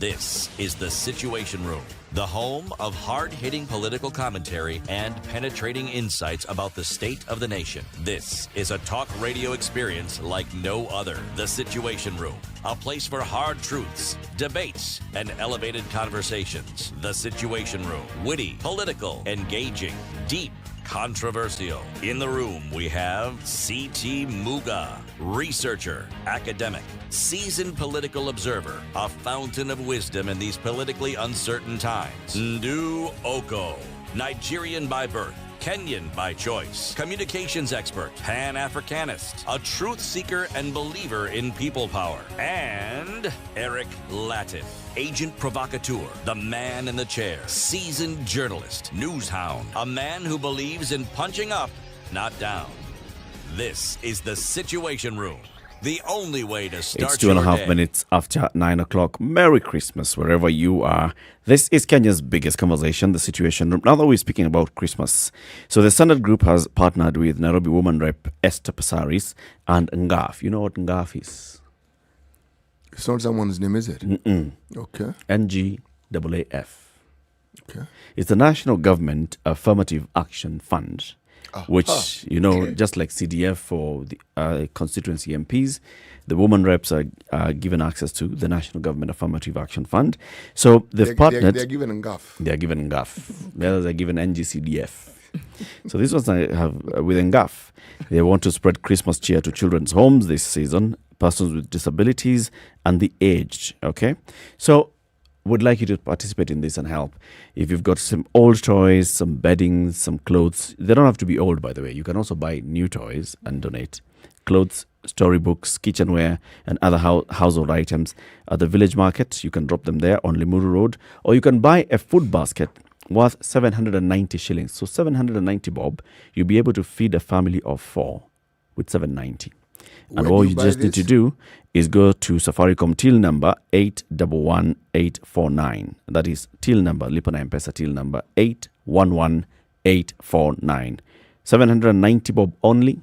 This goes to this particular partnership between the Standard Group and the Woman Rep for Nairobi and the Ngaf, and we'll be able to feed a family of 4 during this Christmas season. This is called the Nairobi Christmas Caravan 2020, made possible by Ngaf and the Standard Group. Okay? Good way to spread the cheer. Sure. No, absolutely wonderful, actually. And something that is worthy of support. Yes, indeed. So, in fact, we'll do that just Eric, now. shouldn't we just mention that you shouldn't limit yourself to just one? You can feed at least 790. At least one, but if you feel that you can feed 10 such families, please go ahead. Please go ahead. The number again, M-Pesa till number 811849. 811849. So, before we go back to today's proverb, Mohammed in Mokijembe is on the line. Mohammed, good morning. Thank you, sir. How are you? I wish you a blissful morning. Thank you, sir. Thank you, sir. Na wangwana, assalamu alaikum tena. Alaikum salam sana, Mohammed. Mr. Eric, may I humbly ask a very simple question to know the protocol of participating in your talk show? What do you mean? How many times you can call, how long you can talk, such things, yani. Piga kila siku, Mohammed. Lakini Waswahili wasema asekutaka hakuambii toka. Nani? Ni kweli kabisa. Kuonyesha vituko. Ya, hebu nikuulize swali, Manake Mohammed. kila nikipiga. Mohammed, uko na story. Sasa tuambie story yako. Sasa wewe Niko nayo, lakini wacha nimalize hii alafu niweze kama natakikana kwa show naendelee. Kama sitakikani nielezewe. Maana kila nikipiga simu inaita haishikwi, simu iko busy, hata ushangaa. Anyway, hiyo ni mambo yangu. Hapana, si yako. Si mambo yako hayo, Mohammed. So you see what happens sometimes, because we're having either a guest in the show or we're having a conversation and we have not opened up the phone lines, so we'll not be able to pick a call. But at the point when we have said call us now, every time you call Mohammed, then at that point we're able to pick. Because like last time they were talking on COVID, I wanted to participate. I was calling, it was ringing 10 times, nobody picks the line. And people are participating, but I was unfortunate, I didn't get the chance. Pole basi. Sasa tuendelee mbele. Nitawauliza, if you see someone pushing a rope and one pulling a rope, who will be normal and who will be abnormal? I think the abnormal factor here is the rope. If you pull it, it follows you. If you push it, it just makes loops and it doesn't move. True, Mohammed. So to have a true leader always pulls the rope. Period. You never push a rope. That's true. So all across, when you're having your conversation every day, complaining about tea, about COVID, about this, there are many topics you are talking on.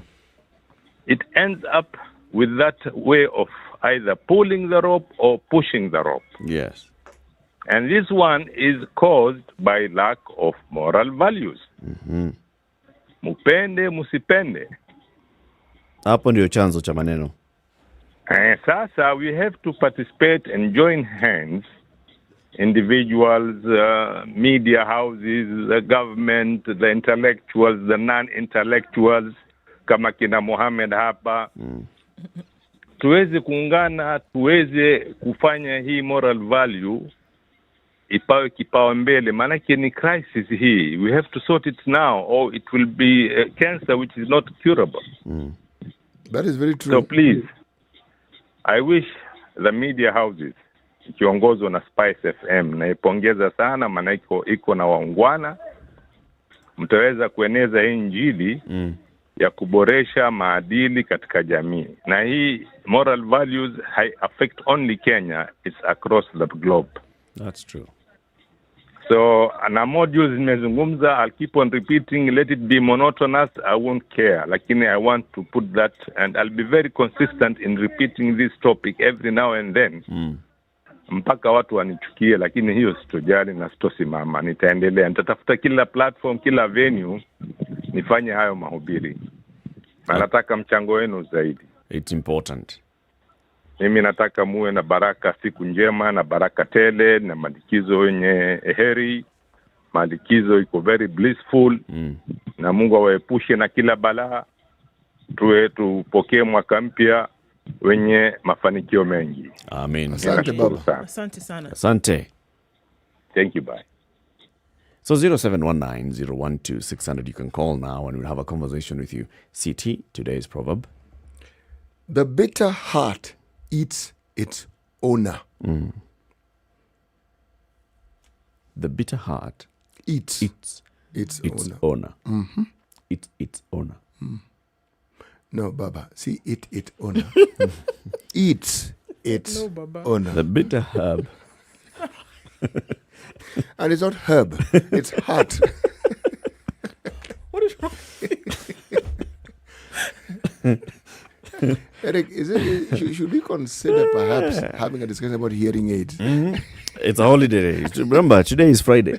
It's closing day. Ed Gitonga in Nyeri, good morning. Morning, guys. How are you? Good morning, Ed. I'm doing good. Santa, I saw you. Yeah. Uliona? Yeah, niliona Santa mwenyewe. Yes. City Clouds. Yes. Yeah. Anyway, 2020 by a glance, huh? Yep. I think it's going to be an year full of excuses. Practically for the government. Because they're going to blame any development or any promise that they gave, they're going to blame it on COVID-19. Yes,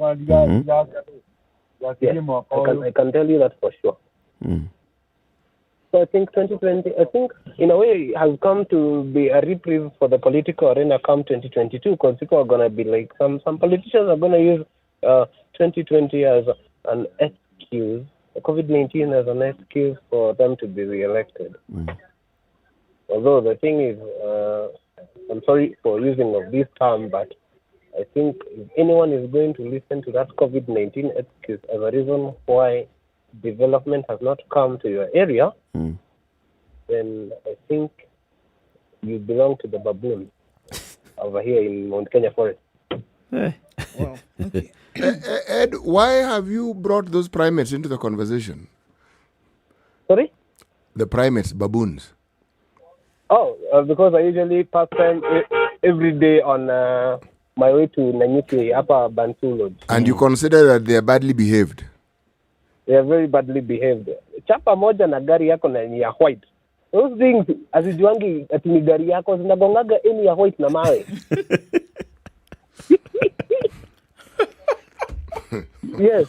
Chapa moja tu, ikivuka hivi ujinga, alafu uichape.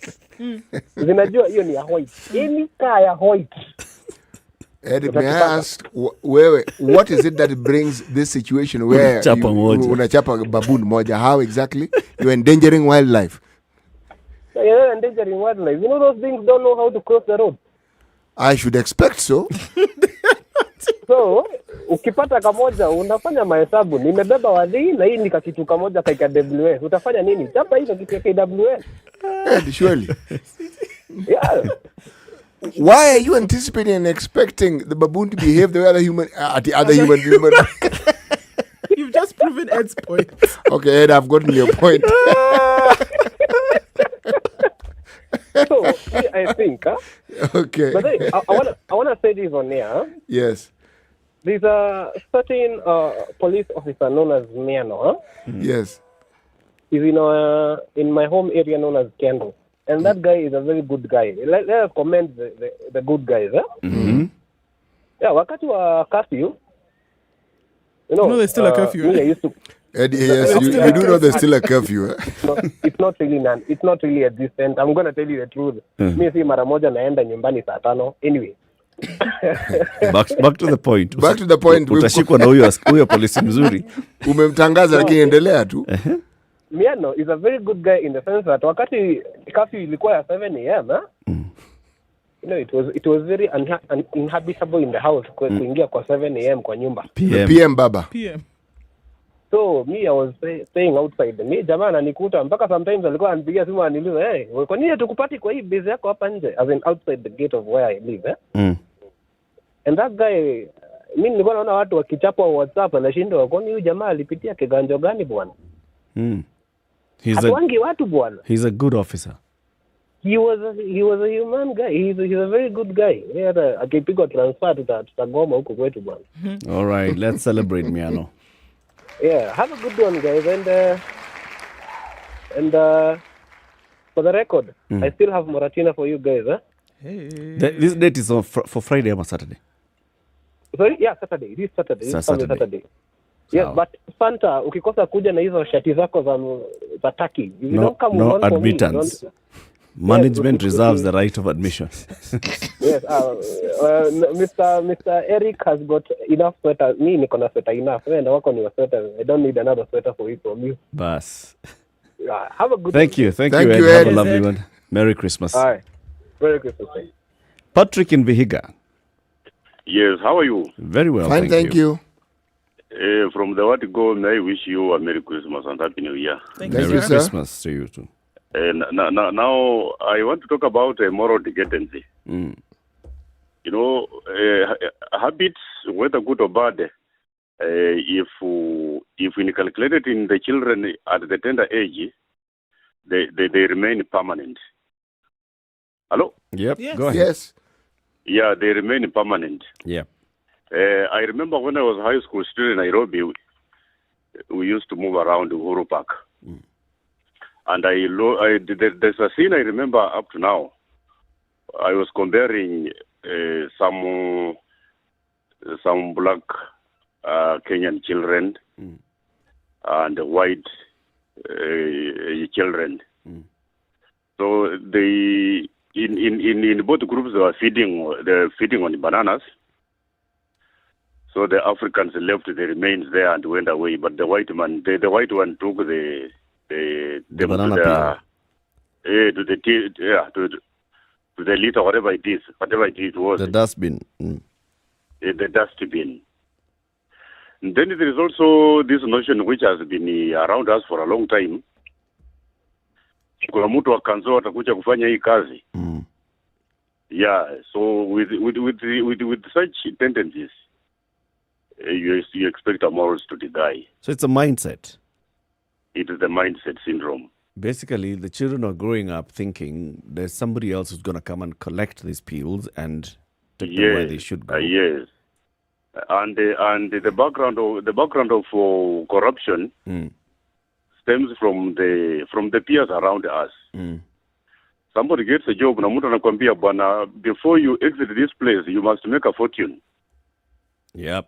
So our young men get into employment knowing that they must do something because their achievement will be measured by what they will acquire in the course of their lifetime at that place. Yeah. And this one destroys our society. Moral decadence, indeed. Yeah. Lastly, may I request you to open a conversation with the authorities concerned with the roads, NTSA, Kenya, Kura, Kera, the police, and so on. You know, it has always been disturbing. Whenever there's an accident, you see the NTSA people come in full glare of the public, giving us figures, comparing accidents as per today with the previous year. Yep. But they don't give solutions. How I wish they marked the roads very well, giving relevant road signs wherever they are supposed to be. Marking pumps. There are some pumps which are not marked.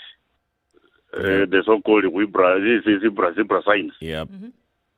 Yeah, it is very good for people in such places or such positions. That's very true, and actually those are very solid to complain of a problem and offer solutions because they're in the position. Yeah, I feel I would be longing to hear that conversation from you people. We will actually look for them. We'll look for NTSA because they're the ones who give us the statistics, and they're also the ones who are in charge of the policy on road safety. That's their job. This time people are rushing from place to place. True. Our roads are very busy. Asante sana. That's a very good point. Otherwise, I wish you good luck. You are doing good work. Asante sana, Patrick. Keep us enlightened. Have a Merry Christmas and a Happy New Year. Same to you. Thank you. Asante. Anthony in Kisumu. Good morning, Eric and Ndu and City. Good morning to you. Kisumu is a buzz. We just know the Christmas is around the corner. Yesterday, for the first time, nikapatikana kwa jam. Hii watu wa Nairobi wamefika, that's the word in town. Umekujwa. Na wamefika na magari ndogo mingi. We just used to boda and tuk-tuk. But that's not the point. The point is that road safety is a key concern, especially during these festivities. Yep. And Kisumu, currently there's a word also going around that it's being Europe. There's a lot of demolitions and they're putting cabros and pavements everywhere. The small traders are affected, crime has increased and police have to up their game. But to road safety, I think the caller who just preceded me has made a valid point. In Kisumu, we don't have marked roads. There's a big road as we leave the town from Obote Road towards the airport. I think it should have 6 lanes and it's just black. There's not even the white on there, so you just drive. No single marking. Twende pande moja, tuna keeping left. It's a concern. And how old is this road? Like, when was the last time this road was retarmacked? The road is in good form. I think it was 2-3 years ago when they were expanding the airport. When we asked, we are told it's the mandate of Kenha, it's the mandate of the county. NTSA also comes in. The street lighting, when you drive from the airport towards town at night, it's the only city in the dark. And uniquely, I'm told it's the only city without traffic lights. I've never seen any. So when we want to take our kids to learn about road crossing and road safety, we'll take them to Nairobi or Nakuru so that they know that there's red, yellow, and the amber, and the green. But road safety is a key concern. The police doing their work, I think there are so many roadblocks. We count 13 from Awasi to Busia. And all of them probably are for collecting money at the expense of other road users. The matatus in this area do not follow the COVID regulations nor the Michuki rules. There's the Kasambaza that people sit on. And mask, I think, is an option. It's not a mandatory requirement to board a matatu. We don't have the formal stage because I think due to the congestion in the bus park, all matatus were moved out of the state bus park per se and put along the roads. When you're going to Busia, you come in front of Aga Khan. When you're going to those sides of Kisii, you go somewhere along Patel. So the town is just basically in a mess. But leaving the town, the roads basically the one that we use mostly is the one to Busia, to Kenya and all that. Between the Rajambili and Maseno. It's not even a B1 road. B1, I'm told, is a road that will be better than the C's category. But the bumps, unakutana tunayo leo, kesho unapata haiko, kesho kutwa reli inatengenezwa. So if you can drive in Kisumu, all the roads surrounding Kisumu, you can drive basically anywhere in the world. They urge the information to people, listeners and you guys, let's just be careful on our roads. it claims a lot. There are several black spots along this place, and black spots are not made because the road is that part. I think it's made the TSA, is it the boss for NTSA said? Yeah. It's the user. It's us, the motorists, who make those places called black spots. Reckless overtaking, not adhering to the wherever road regulations, not wearing seat belts, and stuff like that. The police are doing a commendable job. Wache tu kuchukua pesa sana, and our roads will be safe this festive season. Wakule kidogo. Wakule kitu kidogo ya Christmas na Januari shule zikifunguliwa tarehe 4. Wow. Thank you, Anthony. Merry Christmas. Merry Christmas and Happy New Year. To you too. Lydia in Parklands. Good morning, Spice FM, City, Du and Eric. Good morning, Lydia. Yes, and good morning for your good work and services in giving brains to our debate. I also wanted to mention about the roads. Roads should not, the bumps are the ones which are causing very serious accidents. To almost mismanage your steering wheel. And then they say, oh, the accident was caused by loss of control. Paint the bumps. That's what helps. And another thing I wanted to say is about the coronavirus. Tea leaves are the best. For more than 10 years, I always eat my tea leaves. My tea bag, I'll open it and pour it in my cup. So you chew the tea leaves? Yes. I read somewhere that tea leaves are very good antibiotics. Now it's over 10 years. They say whenever you consume too much sugar, get ready for a migraine headache. Don't blame coronavirus for that. Even too much salt. So my tea leaves, I will put it in my cup, and after my tea, I chew it very well and swallow it. I never need to go to the doctor for many years. I got no body pains, nothing. Do you have a doctor friend, Lydia, that maybe you've asked this, or maybe a nutritionist that you've asked and they've told you, yes, indeed, this is exactly what's happening when you chew tea leaves. This is the benefit of it. I always tell friends at the club and even on WhatsApp that it's so many years I don't have headaches, I don't have body pains. I just feel comfortable all the time. And whenever I wish somebody happy birthday, I say best wishes, be happy for good health. Yeah. Don't argue and, be frustrated. If I want to quarrel with you, I discuss with you. That's I don't have to abuse you, and, these are the very helpful points that we need. That's true. Because actually, even today's proverb, a bitter heart, Yeah. It's owner. It's owner. Yes. Thank you very much, We Lydia. get angry, we hurt ourselves. Yeah. Thank you. All the best for Christmas and New Year. Thank you. All You of too, you. Lydia. Thank you. Yeah, go on. Yes, good morning, Eric. Good morning to you, my brother. Titi and Nduoko. Good morning. Hello, Yegon. How have you been? I'm good. How's the strike treating you? My life is treating me well. What does that mean? Well, Well, it means that apart from the strike, and we know this government might not behave well this December salary. And now I'm in Moyale doing casual part-time job. wait, you're in Moyale?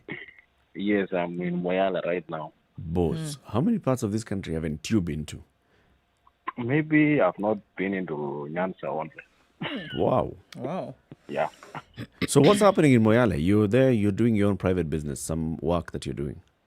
Yes, I'm doing some private business here because I know January will be here. Yep. I have a sister who should be back to school. Mm-hmm. And I know Kako will say no work, no pay. Yep. So we are just trying to cope up with life. Pole bana. Maybe I'll be following you online. Mm. No Facebook because the frequencies here are very poor. Yeah. Okay.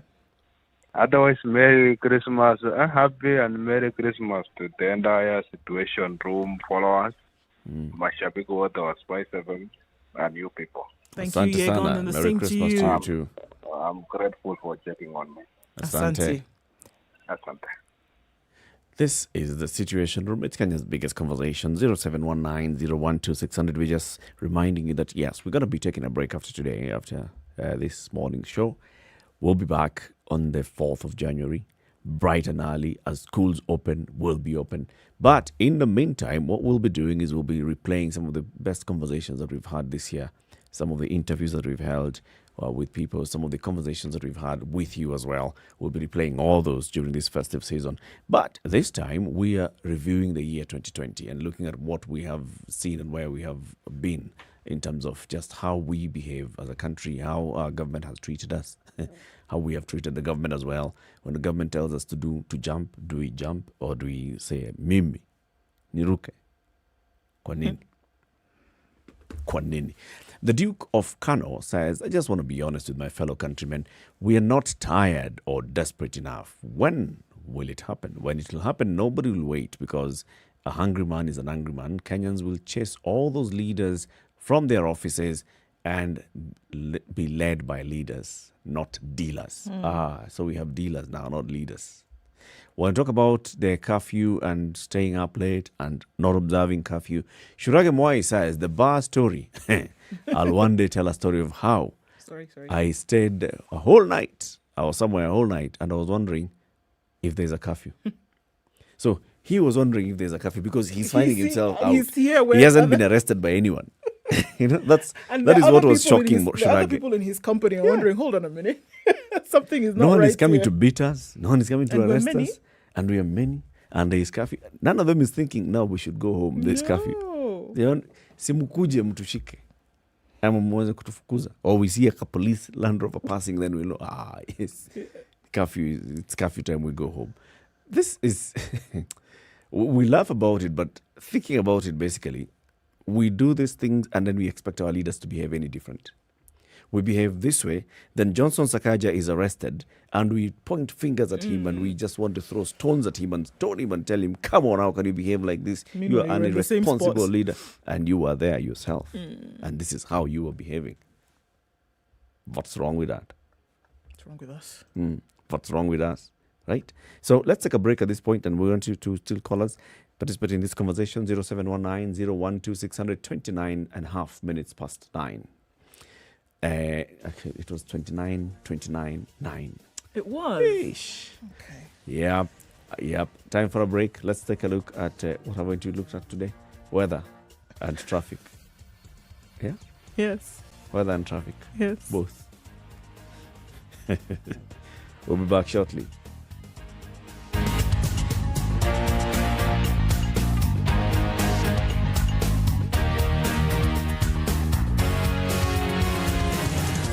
Spice FM. It's getting hot in here. Oh, everybody steals. It's better a thief who brings something small back. And I say to myself, there's no better thief. A thief is a thief, period. All those bribes, how much they're getting per year, how much inconvenience they're causing, as much as you call it a small case, it's worth it to be convicted. The truth is, we are a tribal nation. Because if we were not tribal, and I want to go back to this, you cannot continue walking around with a mug which is clean outside and it's rotten inside. We have become a fuliza country. We have mortgaged our country because of debt. You've got one chef working and the assistant chef wakati anatakana koroge unga nini hayuko.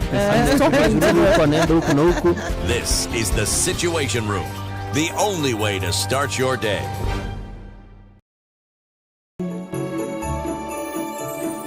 All right, so sunny conditions in most parts of Nairobi today. We're going to see highs of 27 and lows of 18, mostly sunny in Nakuru as well. 19 degrees, highs of 26 and lows of 15. 24 will be the high in Nyeri and lows of 12. Sunny conditions all through at 19 at the moment. It's cloudy in Eldoret at 19. The weather has risen quite some. 24 the high and lows of 13. It's partly sunny in Kisumu at 21. Highs of 28 and lows of 20.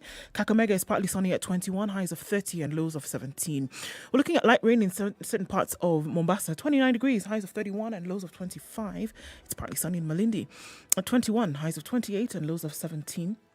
Mostly cloudy conditions in Kampala today. 26 the high and lows of 18, and light rain in Dar es Salaam at 27 with highs of 30 and lows of 26. It's raining in Johannesburg at 19 degrees, highs of 25 and lows of 18, whereas Lagos is mostly clear at 25 with highs of 32 and lows of 25. Let's take a look at Kinshasa, where it's cloudy at 22. We'll see highs of 29. Sunny conditions in Beijing going out east at 6. That'll be the high for today, and lows of -6, and rain showers continue in parts of Paris. Rain through the day, highs of 13 and lows of 7. It's cloudy in London at 13. That'll be the high, and coming down to lows of 5, and a chance of rain throughout the day. It's looking like a snowy Christmas in New York, 5 degrees, highs of 7 and lows of 5. The latest talk and greatest memories on Spice FM.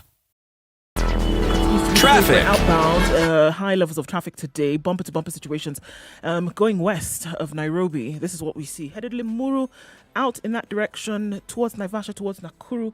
We see that there's big in terms of traffic. We had bad accidents on Mombasa Road and Thika Road today. Those have been cleared up. But getting into the CBD today is not going to be too much of a headache. Traffic has greatly reduced over time. All right, we're going to ask one thing, guys. Over this Christmas period, be very, very careful. We've seen heightened levels of accidents throughout this season in past times. Let's make it a different one this time. Be careful. Take a minute to stop when you need to. Keep in touch throughout the day, though. SpiceFMKE on Twitter. Text 40127.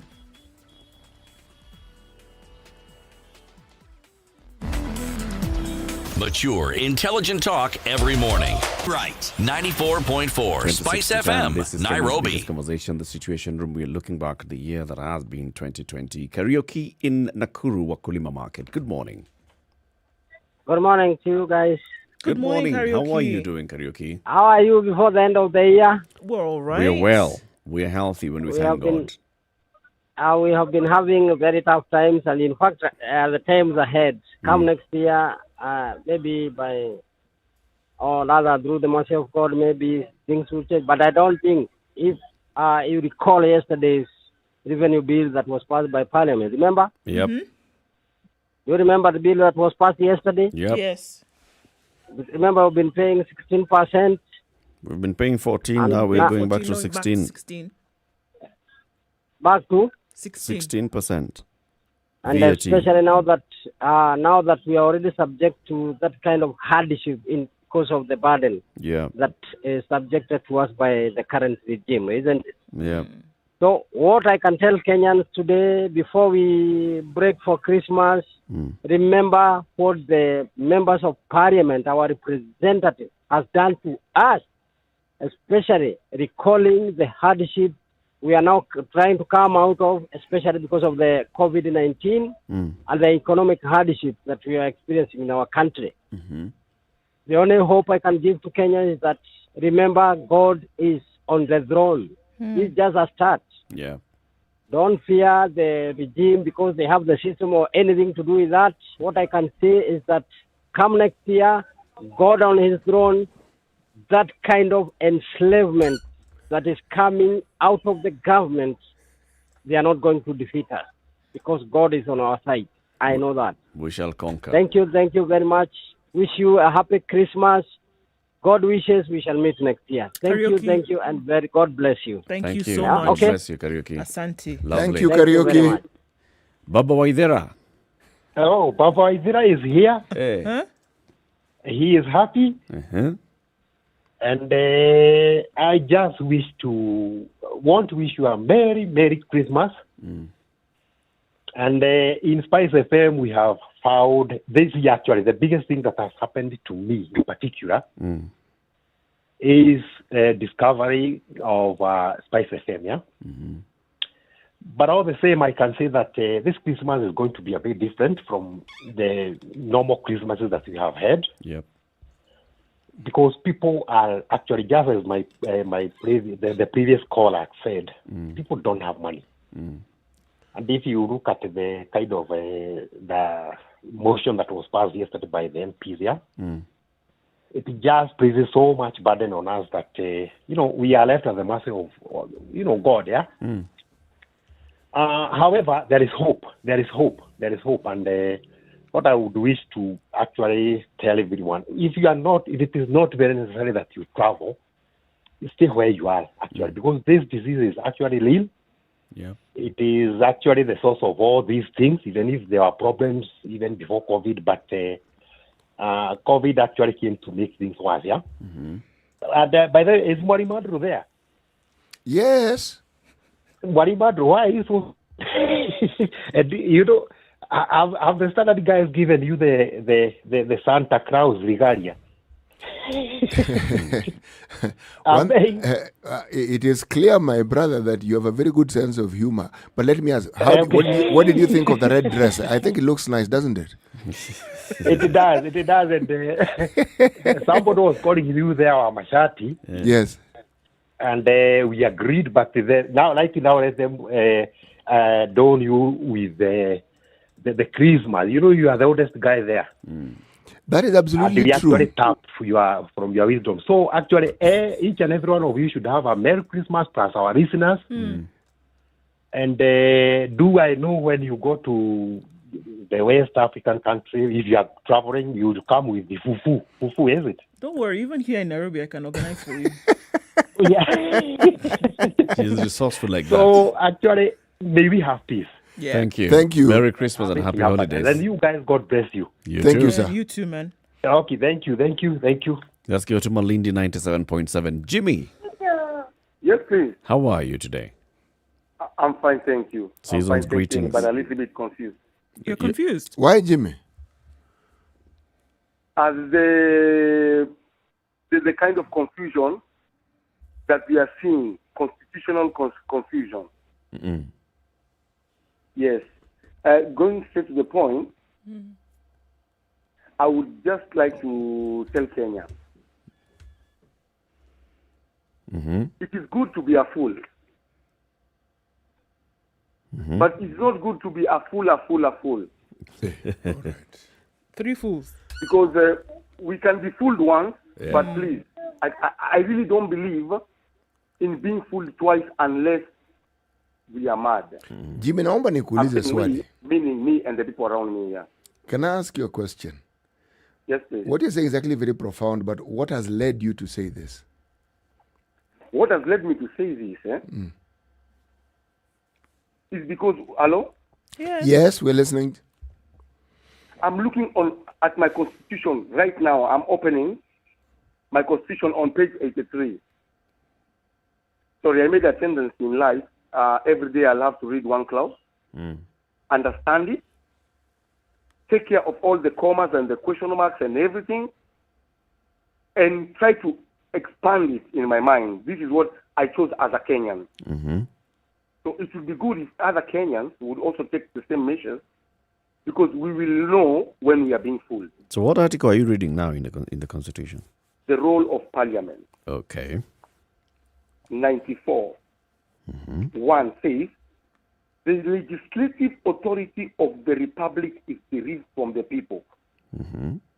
And at the national level is vested in and exercised by Parliament. 2 says, Parliament manifests the diversity of the nation. You see, Parliament manifests the diversity of the diversity of the nation. Yep. Representing the will of the people and exercising their sovereignty. Please, I would ask to talk this in Kiswahili. Mamlaka yote yako kwa wananchi. Na mamlaka haya yamekabidhiwa bunge kwa kupigiwa kura kikatiba. Bunge hufuata uanuai wa taifa na kuwakilisha nia ya mwananchi kwa kutekeleza mamlaka yao kikamilifu. Yep. Kutekeleza. So, for them, they have to follow what the citizens want. Yeah. There is nothing in Parliament that should go without public participation. But public participation, they have done it now to be the TV you watch, to go there in parliament and you look and listen what is happening. But they are trying to divert. The meaning of public participation means that every MCA must sit with these people and listen to what their people want. And this MCA must take to the national parliament what their people want. And the national parliament should give the president to sign what the people say they want. But not what we want. That's why there was a term which was used 2 days, I think, 1 day or 2 days ago. A democracy where you are told, your leaders tell you what is right. A democracy, there was a term, I can't remember exactly, but it was really nice. What time did you use that? The kind of democracy that we have. This one, guided. Guided democracy. Yeah, guided democracy. That is the word. So guided democracy is exactly what we are seeing the parliament doing. And if there is any institution that has failed us as Kenyans, it's the parliament. I am very bitter with the parliament.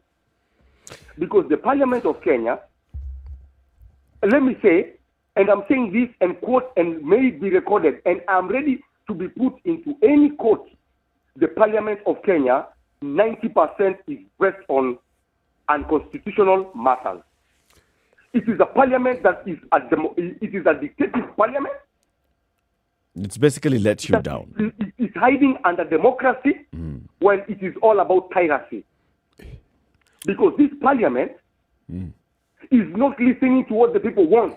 Jimmy, you sound angry. It's doing what it wants. You think? You are sounding angry and getting angrier by every statement. Brother, every day of my life, I stopped even watching the news. Because sometimes I would even stand up, go to the TV, and just go back and sit because I'll break my own gadget. But as we go into Christmas, Jimmy. Yes. Yes, we're going into Christmas. We know where we are as a country. We know that there are very many things that we need to raise. But at the same time, Jimmy, take maybe a moment to breathe, reflect on some of the positives, and use the energy of the positivity to propel you into 2021. Is the percentage of positivity on my scale is more than the negativity. Fantastic. But it's the bitterness that was concerning us, the self-stated bitterness. That is a bit concerning. Hello? Yes? If you have listened to me every day of my life, when I come to this station, I have a little bitterness somewhere. That is the taste of Kenyans. Let me tell you, I don't hide behind curtains. The negativity of my life is what you will portray than the positivity. Because what I see in future, I see a nation that is confused. I see a nation that will go into a lot of destruction in future. And I have the ability to see because God has given me the ability. The wisdom to see. Jimmy, thank you very much. Thank you, Jimmy. So we want to wish you a lovely Christmas and happy holidays. And let's also hear now from the other callers as well. All right? Asante sana. Thank you, Jimmy. Same to you all. Hi. Hi, Esther. Hi. I'm good. Good to hear you. Esther, hujambo? Sijambo, shikamo. Marhaba. Habari za Nairobi? Maridadi kabisa. Nasi tuendelea vyema? Asante. Tunajitayarisha kwenda kuandaa mankuli huko kwetu kaunti ya Tana River. Ndio tuone kama kuna mamba mmoja ataangushwa, lakini sasa watu wa wildlife watatufuata. Hebu nikuulize, kwani hizo mamba kwanza wamehesabiwa? Wamehesabiwa, manake ukipatikana na yeye hapo ati unamchoma, wewe ndio utachomwa. Are you allowed to rear them? No, you are not allowed unless you have a license. So it's not classified as meat. It was actually banned. Yes. Yes, but it is good white meat. So it's eaten maybe in the hotels that it is authorized to be cooked. Yeah. The year 2020, Esther. Yes. What are the main highlights for you, the positives? Positive highlights? Yeah. I have learned not to fear anything. Not, to the extent of not even fearing at death, hakuna pesa, hakuna nini. I have just opened up my heart to know that life is just a day at a time, and I should be content with what I have, exactly what I have. And what I desire is a dream which I can work hard to achieve. That is exactly what I have learned. You know why? It's because when this COVID struck and we had to take back our children to school, there was a lot of fear. Yeah. And then in the process, there was a lot of loss of relatives, friends due to COVID, or people who are, maybe affected. Yeah. And sometimes it brought in a lot of fear. And what I could see was like panic, even within the home. You find panic. So I just found consolation in like reading a lot and just putting my mind out of the normal routine of, wake up, do this, do that. So you just disorganize yourself a little bit so that you can try overcome this kind of a situation. To adapt. So when somebody told me, adaptation. Somebody told me, how are you taking it that your kid is away in school, the other one, Siju, is where? I said, imagine that as in a stress. It was very shocking because they were like, no, you are thinking of faith, Siju, no. I told them, if you worry, if you start worrying, you are the mother, you won't even sleep, you will actually start feeling things that you will even feel sick in your whole body. Like, I'm sick. Esther, you sound like a very positive person in life. I am a very positive person. I was calling the teacher and I was asking Mwalimu, how are the children? Because every parent was calling. Then they told us, please stop calling us so much. Because even ourselves, we are feeling the pressure. The same pressure. And your kids are safe. Yeah, and that's the most important thing. That's the most important thing. And when my kid now closed school and came, I was not even following. Because I'm realizing he's about to be 18. If he's 18 and he came home and told us, hey, I'm tired. Dad, Mom, I'm so fine. Yani, school was okay. You guys were just the ones who are worried. Esther, thank you very much for that positivity and that positive message. Merry Christmas to you. You too. Mr. City Muga, I saw you on TV. I was so happy. I thought you are a very young man. Then I saw wisdom. He's a young Esther, thank you very much. I'm going to take that as a compliment. My colleagues here are also delighted with your compliment. Thank you. Have a lovely day. Have a lovely one, Esther. Stella in Kitale, good morning. Morning. How are you, Stella? I'm fine. Are you sure? I'm very fine. Okay. Thank you, Stella. How are you today? I'm fine. This is the first time I'm speaking to Situation Room. Karibu sana. Karibu. So, Stella, looking back in the year 2020, what are the main highlights? What is it that you feel that is a lesson to pick and go with into 2021?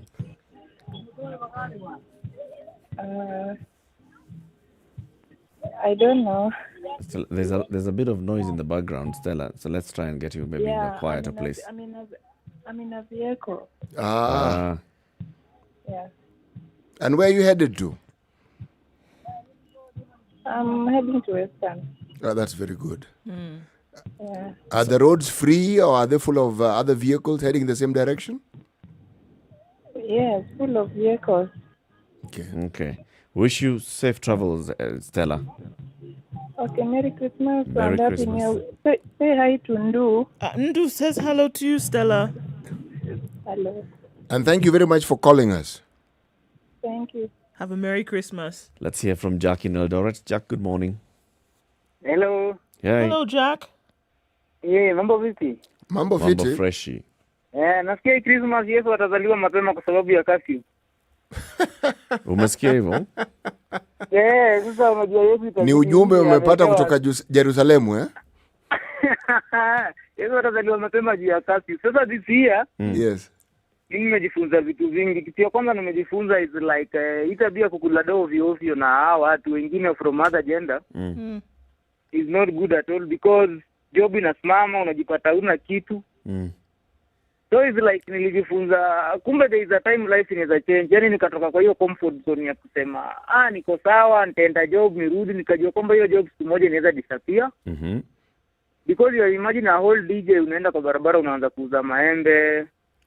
Unaenda unaisha tu hizo nikalan kwamba lazima usave. Pia kitu kingine nikagundua is like tukija kugundua kwamba au really sisi tuko aje? Juu kama wewe imagine COVID haingekuwa abroad, ingekuwa na nani? Si wabunge wote wangedisappear. Yeah, kama mtu anagonga mapua anaenda kutibiwa South Africa. So what if COVID haingekuwa ng'ambo? Sasa wangekimbia huko wote watu wake. But at least COVID ikaleta equal, yani ikatufanya just equalize all of us. Yeah, ndio wakakuja na ile hashtag anybody can get it. So ikakuwa equal. Both of us tulikuwa na the same risk ya kupata hiyo ugonjwa. Such that wale MP walikuwa wanatucheka maybe tukienda public hospitals Sasa tuko nao the same. Shida vile anaogopa COVID, mimi ndo naogopa the same thing. Thank you, Jack. Alafu lastly, nimefunzwa wimbo ya Christmas. Unajua mimi msanii nilijifunza, acha usikie kidogo, inaimba I wish you a Merry Christmas, I wish you a Merry Christmas, police na guitar. Brother Jack. Mazi umejaribu? Eli in Mtwapa. Good morning, Eli. Morning sir, how are you? Salama kabisa, ujambo? Sijambo, salimia wenyekiti wenye wako hapo. Tunashukuru sana kaka, asante. Hi Eli. I'm fine. How about you? Fine, thank you. Mimi hata sina maneno mengi, but what I can say, this year was not very easy to me. I lost a job.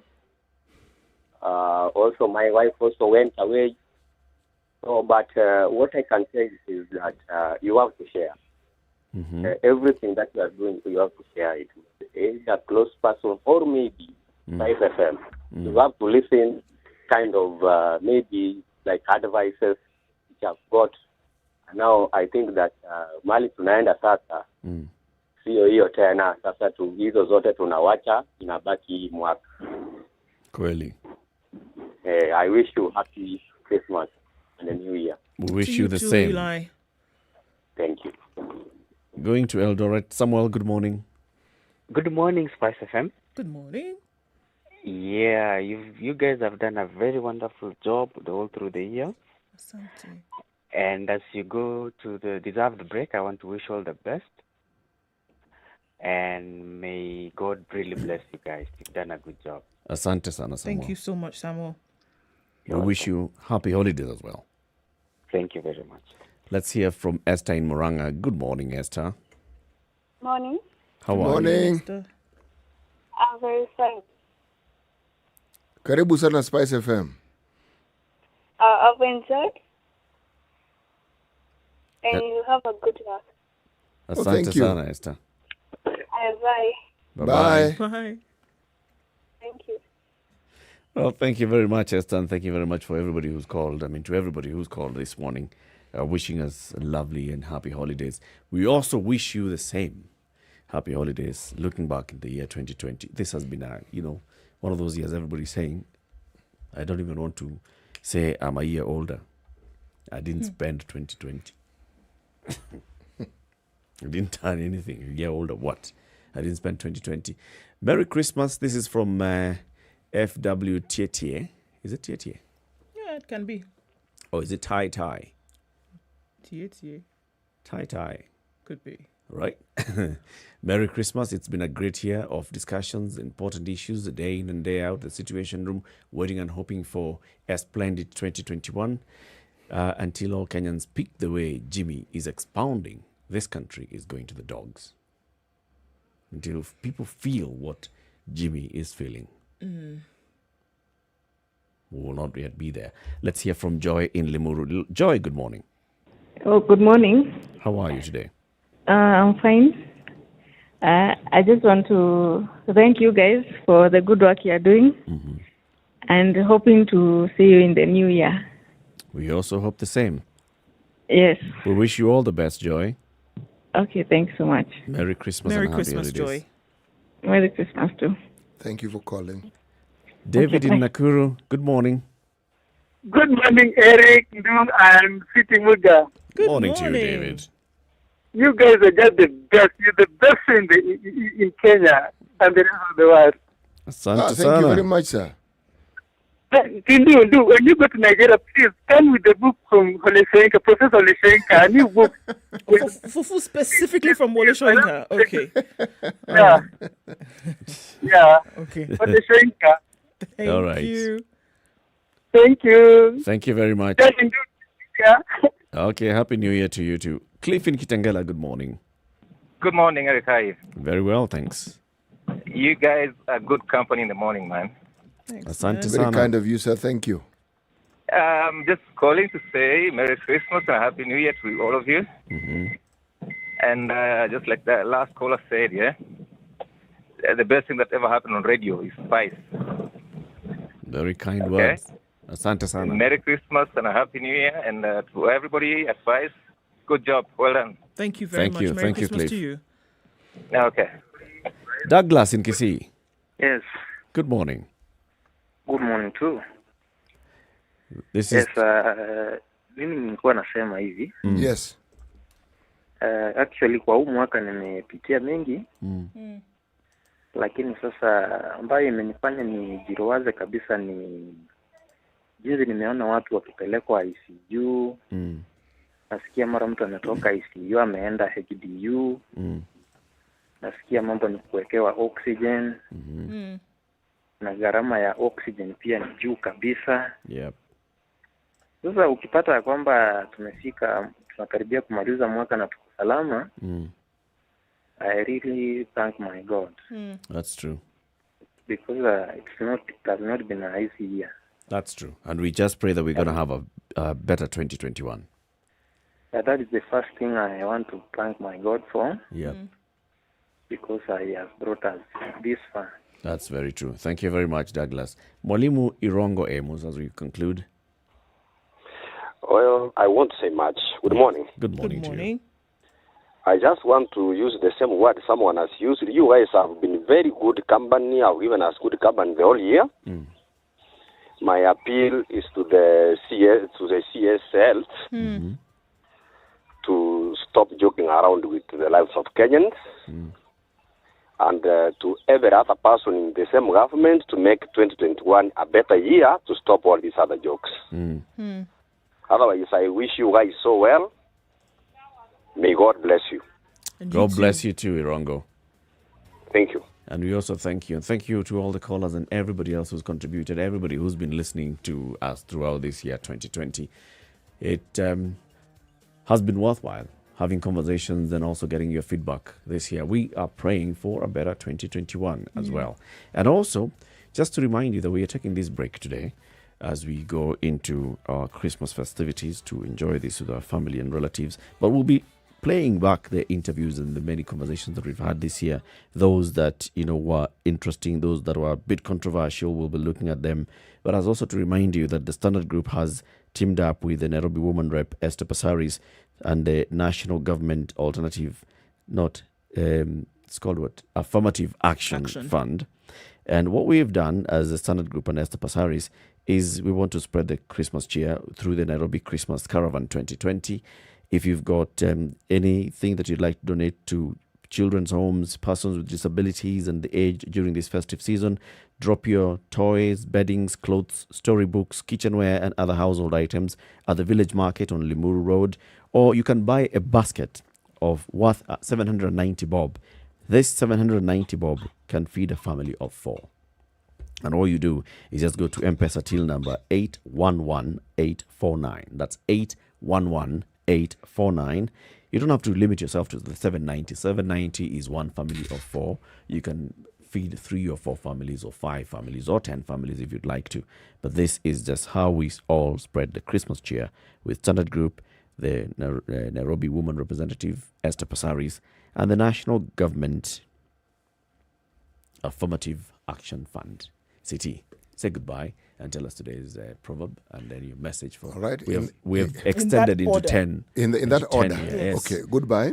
Now, today's proverb. Today's proverb, the bitter heart eats its owner. Have I followed the protocol to the letter? Then now your wishes for Christmas. Now your wishes for Christmas. Our partners in this lovely business of discussions every morning, our listeners, our participants, and everyone who is yet to be a participant and probably just bumped into us today, and those who will bump into us in the new year, thank you for your participation, and thank you for your encouragement. We wish you a blessed period of rest, of celebration, good health, and many new hopes for the new year. Ndu? Yes. Yeah, definitely. I mean, definitely. Yeah, definitely. I mean, it's been great hanging out with everybody this year and talking about issues that are very important, and we hope to come back and do it again. So even at this time when you have a moment to just sit back and enjoy a few days of the Christmas season, and even for those who don't have the opportunity to enjoy it, we hope that you have at least a moment of peace where you can look forward to better times in the future and have a Merry Christmas. Be careful out there, folks, and we'll talk very soon again. Indeed. We wish you all the best. See you next year. This is The Situation Room. It's Kenya's biggest conversation. But tune in tomorrow morning for a recap of some of those interviews and conversations that we've had tomorrow, Friday, Monday, up to Friday next week. And then we'll be back. So we're going at it for many days. It's just a week. It's just next year. Good morning. Merry Christmas and a Happy New Year.